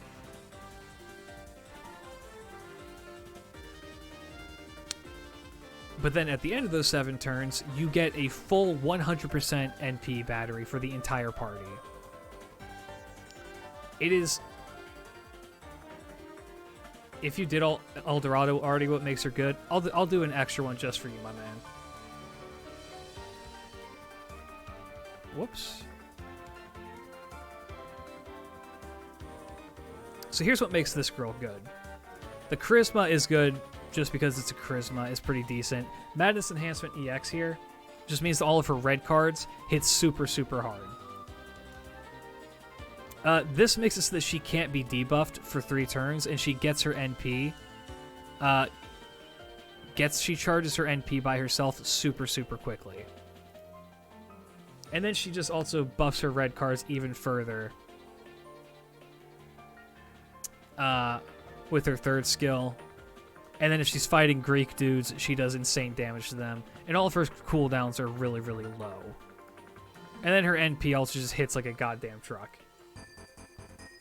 Her one issue is that she has no survivability, but that can be alleviated by just bringing people like Mash. Or George. Or there are Cs that give her, like, evade and stuff. Or Guts. So she's really, really workable. Her direct competition is Hercules. But when your direct competition is one of the best servants in the entire game, you'll be okay. Salome has anti-ruler resistance. Interesting. And then her NP for Salome is that she does a single target arts. Well, that's the thing. She works as a DPS, but she also works as a buster support. Because her buffs, except for her second skill, all of her buffs affect the entire party. So you can use her for both scenarios, depending on which one you need.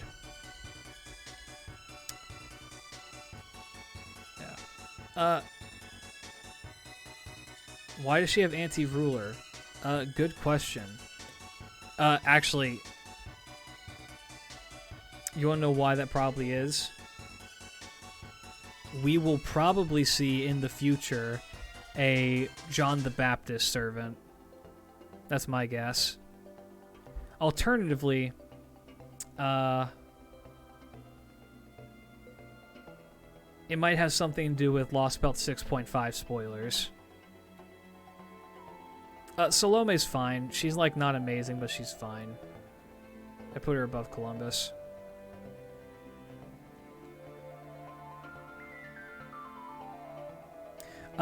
Battle continuation is also known as Guts. It's, it's the revive mechanic.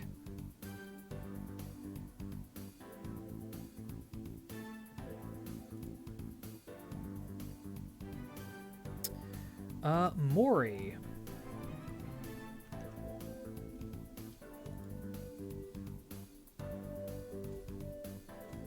God, I love Mori.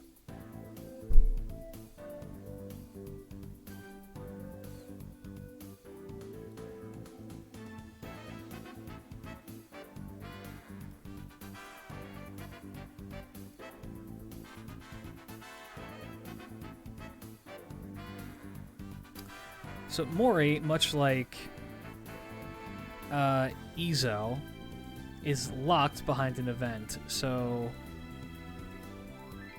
do need to keep that in mind. But he's really, really good. Mori just murders everything and then dies immediately after. But he supports that. So, increases own critical damage by 100% for 3 turns. Increases debuff resistance by 100% for 3 turns, but then will not be able to get buffed. And this can't be removed, if I understand this correctly. For the following 3 turns. But that's fine, because you just use this skill first. Which is when he attacks people, he gets the attack up for 15% every time he attacks. And it stacks. It just keeps stacking. But he does reduce his defense down with it by 10%, which sucks. But in the event that he does die, he's going to drop a shit ton of stars. But if he doesn't die when he uses this skill, he absorbs all the stars on the field and is able to utilize this skill here.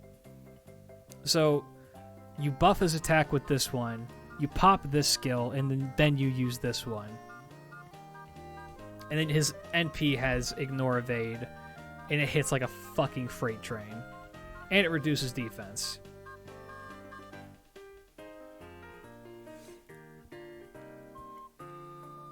The issue with Mori is that he dies incredibly fast and is event locked.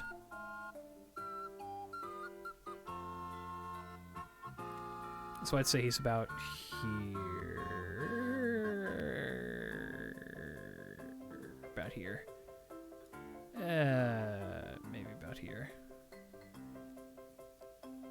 Mori is very strong.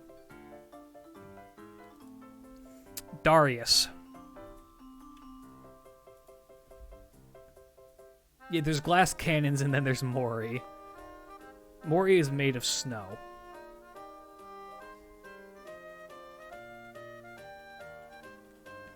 Hold on, I want to see. Do they have this in his... They do. Behold, my NP.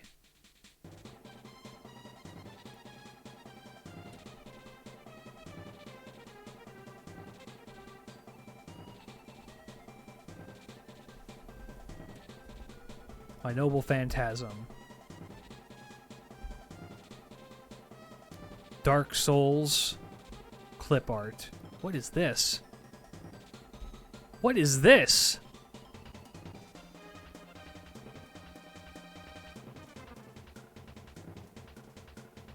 Yo, what is this? Hold up.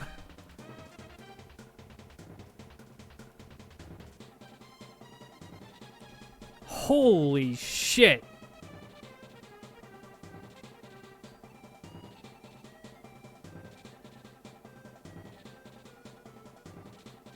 The squad.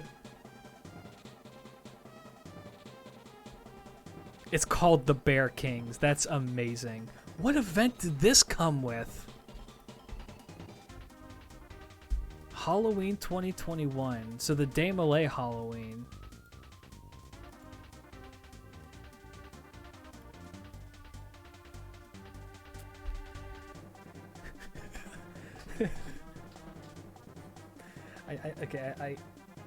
I'm not gonna ask anyone else to do this, but I'm gonna end up doing this, and this is gonna be the this will probably be the thumbnail for this video.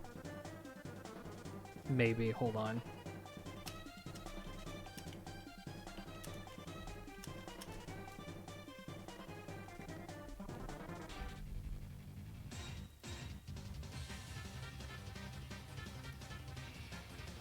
I can find a better quality than just that.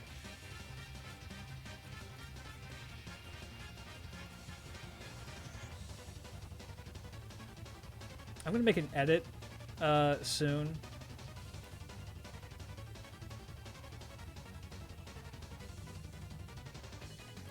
There we go.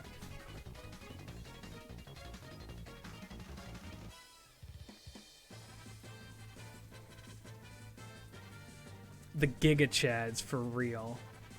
I didn't even know this was in the game. Holy shit. Look at these guys. Wow, okay, yeah, damn.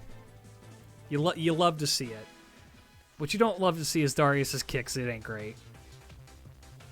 You got Golden Rule. Golden Rule's pretty good. It does not matter because he's a Berserker, though. So it's kind of a wasted skill. Yeah, we need a Darius upgrade, animation update with this skill being upgraded to have a battery. I saw that. You didn't see shit. Debuff removal, recovers own HP. Pretty good. It's actually really decent for a Berserker.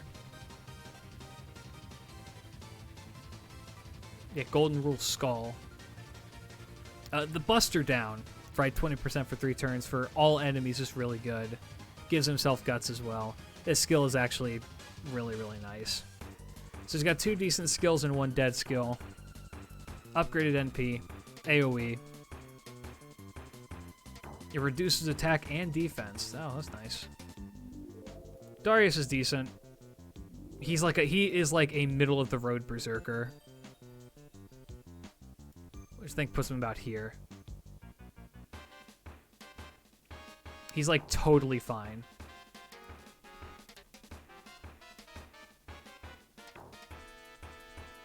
Alright, now let's talk about red hair.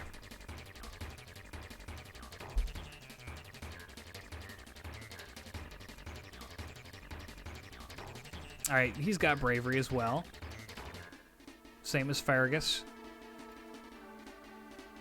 He has this, which has not been buffed. Which is also the same as Fergus, pretty much. And then his Star Absorb reduces his defense.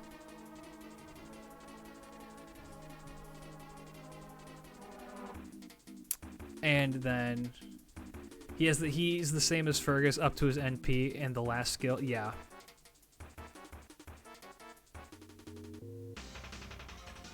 It's a really good skill. The Star Absorb is good for him.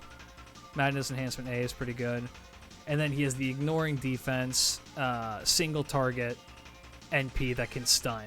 This is the budget god. This is the budget Boss Slayer NP.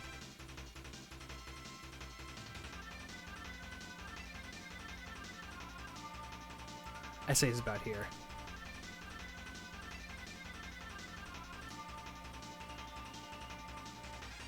He might be a little bit higher. Meh, about here. He needs another buff as well. Okay, last 4. Oh wait, I didn't rate the best Berserker. There we go. Fixed it.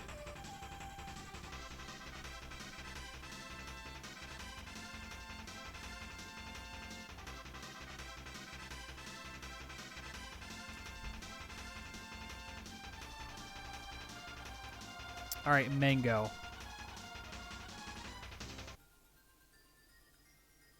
What do you mean, where's the music? It's playing. Oh, I see. Never mind, I'm stupid. Yeah, Music Man's next. This is a level 0 Avenger. Unger Mind use garbage. Reduce one enemy's critical attack chance by 3 turns. That's actually not a bad skill. Reduces their attack and NP by 1 turn. That's whatever. Then this, End of the 4th Night. Increases own quick performance every turn for 4 or 5 turns. Grants self-gut status for 1 time, 6 turns. And revives with 50% HP and stackable with other guts. And then he dies at the end of the 5 turns. So he goes hard, hard, hard, hard, hard. And then his NP sucks. His NP is actually shit. Because he can die with it. All it does is it reflects back all the damage done to him back at the enemies, which is normally not very much. And it does true damage.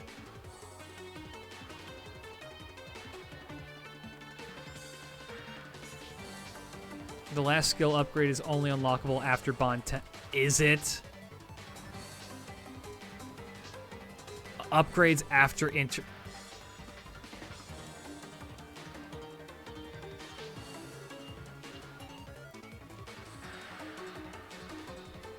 Get cooled.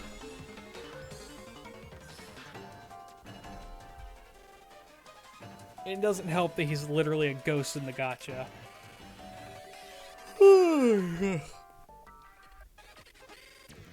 All right. Antonio Salieri.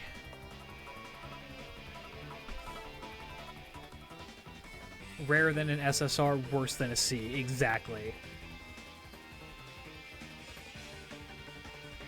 Okay, Sally is decent from what I remember. Innocent Monster with the crit damage up. 10-star gain. Pretty good.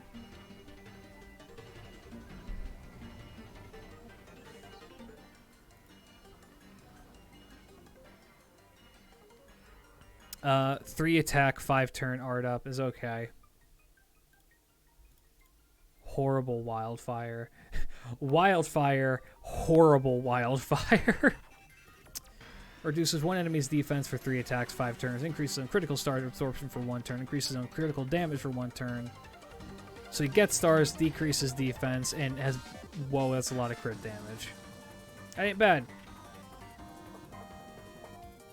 Somebody confirm this for me. Salieri can loop, right?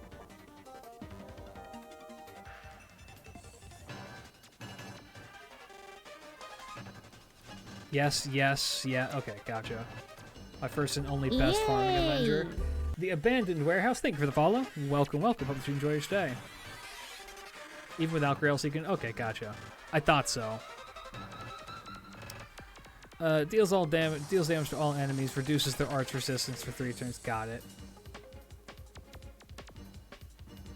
Yeah, I remember him being okay.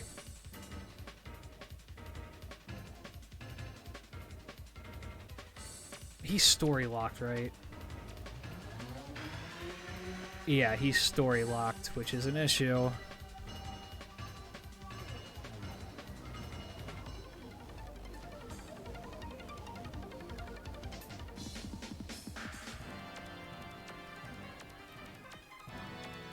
I don't think bottom of A is good for him.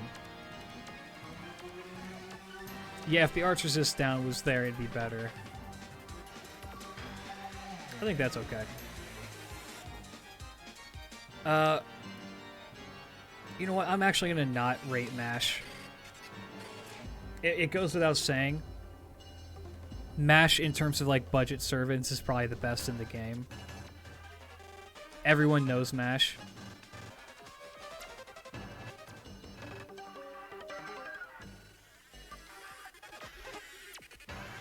So I'll just leave her there. Level your Kohai if you haven't already. But let's talk about Zhu Fu.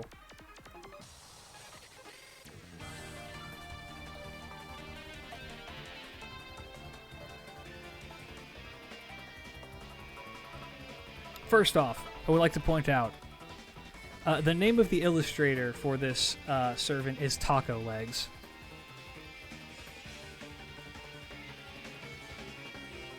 Beautiful. We're off to a great start.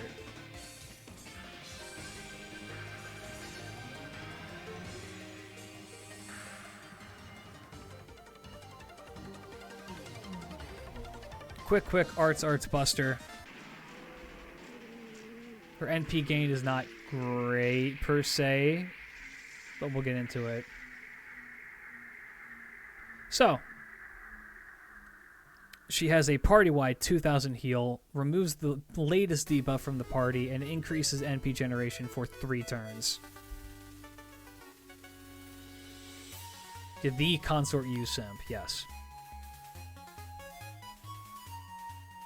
She has a party-wide arts up for 3 turns, increases party's critical damage for 3 turns by 20% and 30% respectively. Bonus damage to undead, that doesn't really crop up very often, so don't worry about that. But it also reduces all enemies' critical attack chance by 20% for 3 turns. I barely passed my history test. You must be very ashamed. I am only passing an American. I am very, very, very ashamed of you. How dare you? Well, you say latest debuff, but more often than not, you're only going to be hit by like 1 major debuff. So you can just get rid of it. It's good. And then she has a targetable 30% NP up, increases their buff removal resistance for 1 turn. But if it's Consort U, they get bonus NP damage and get bonus 20%. So that doesn't show up very often. But it is something. She has a bonus to her arts cards. And when she gets hit, she gets more damage as well. And here's something that's kind of funny. She will not fight Consort U. I mean, she will, but she does less damage to Consort U.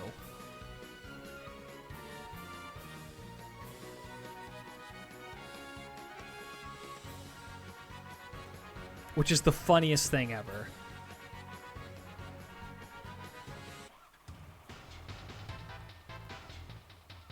Which is really funny because she has anti-assassin because Consort U is an assassin.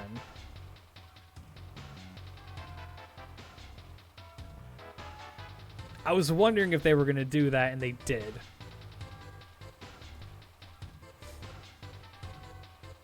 It was either going to be that or anti-ruler because of Qin Shi Huang. It couldn't be for anyone else. There's no way. But then, okay, but then here's her NP.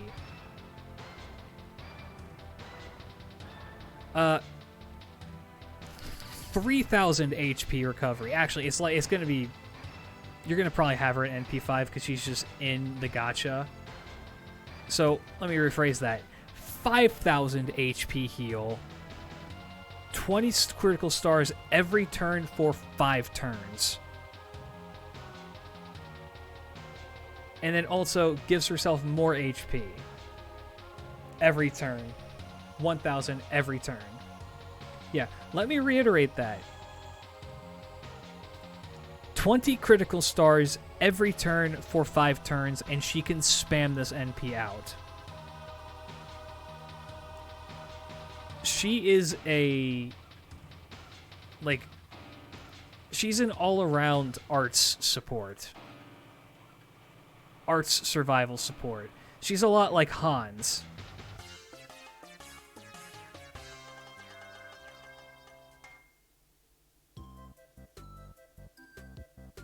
She's up here.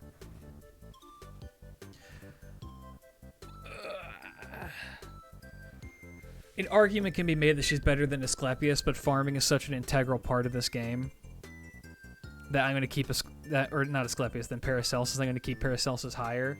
Asclepius, I think, beats her out because his effects are given to the entire party. He just doesn't make stars. That's the only major difference.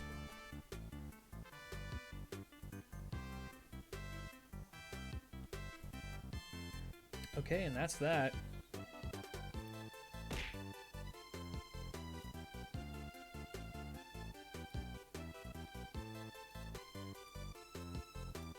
Let me see something.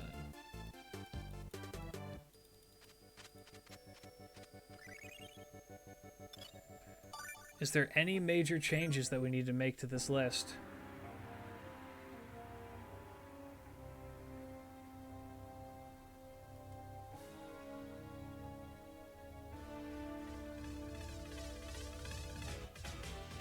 I'm feeling fairly comfortable with it. G-Man is EX tier for real. I don't know about that.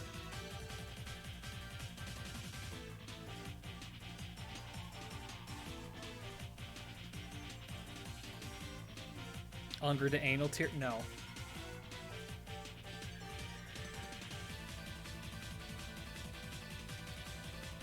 Best girl Medusa EX? Nope. Aside from my personal waifu bias, putting Kyo in S tier, not really. Nope. Gareth could be higher? No, she could not.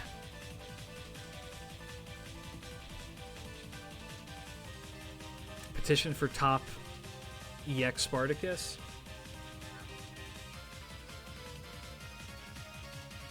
No, I think that this is arranged. I think that our top 8 there are arranged just as they need to be.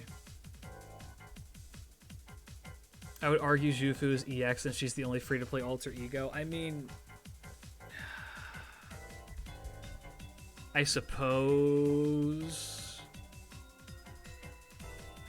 Jason could qualify for A+. I don't think I could justify that. He could in theory, but I don't think that he's better than Bunyan.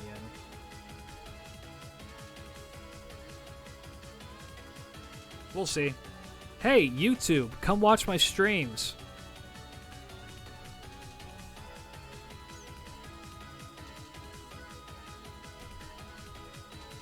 Jason would make sense. He's the only looping Saber, I guess.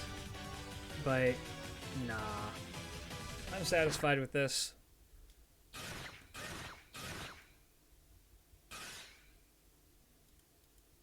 Whoops. Yay!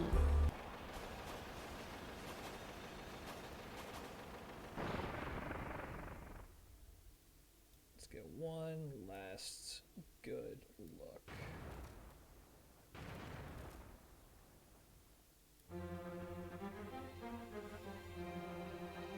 Also, D Drummer, thank you for the follow. Welcome, welcome. Hope you enjoy your stay.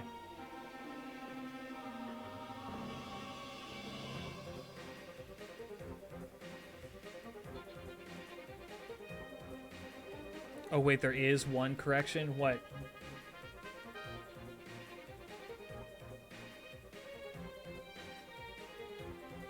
Para doesn't have a based artist like Zhufu. Paris's art, or Paracelsus's artist gave us a Rosh. Oh wait, no he didn't. What's his name again? The bottom lancer. Benkei.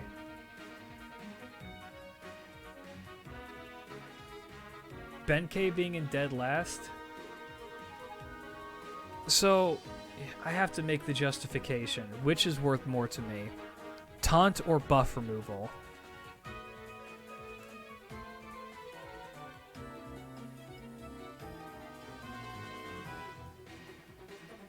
I value taunt more than buff removal. Because I can think of scenarios where I can actually effectively bring Benkei. I cannot think of a single scenario where I would bring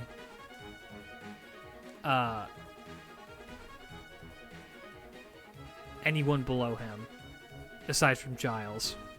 I would have to build an entire team around Giles, but I can think of a time when I could use a Benkei. I can never think of a time that I could use a Phantom. Yeah. Anyway, that's gonna be the stream. I missed hearing your opinion on Angry Mango. He's garbage. And the thing that makes his third skill even halfway decent is locked behind his Bond 10 interlude.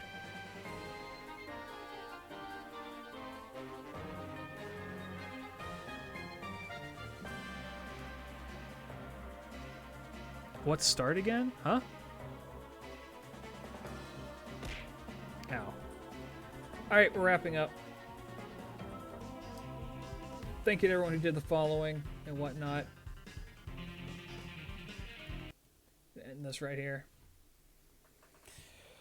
Thank you guys for all the follows and the resubs. I do appreciate it. I revamped my ending screen. I hope that you guys enjoy it. You guys have a great rest of your day. Say hi to YouTube. Peace out. My final message. Goodbye.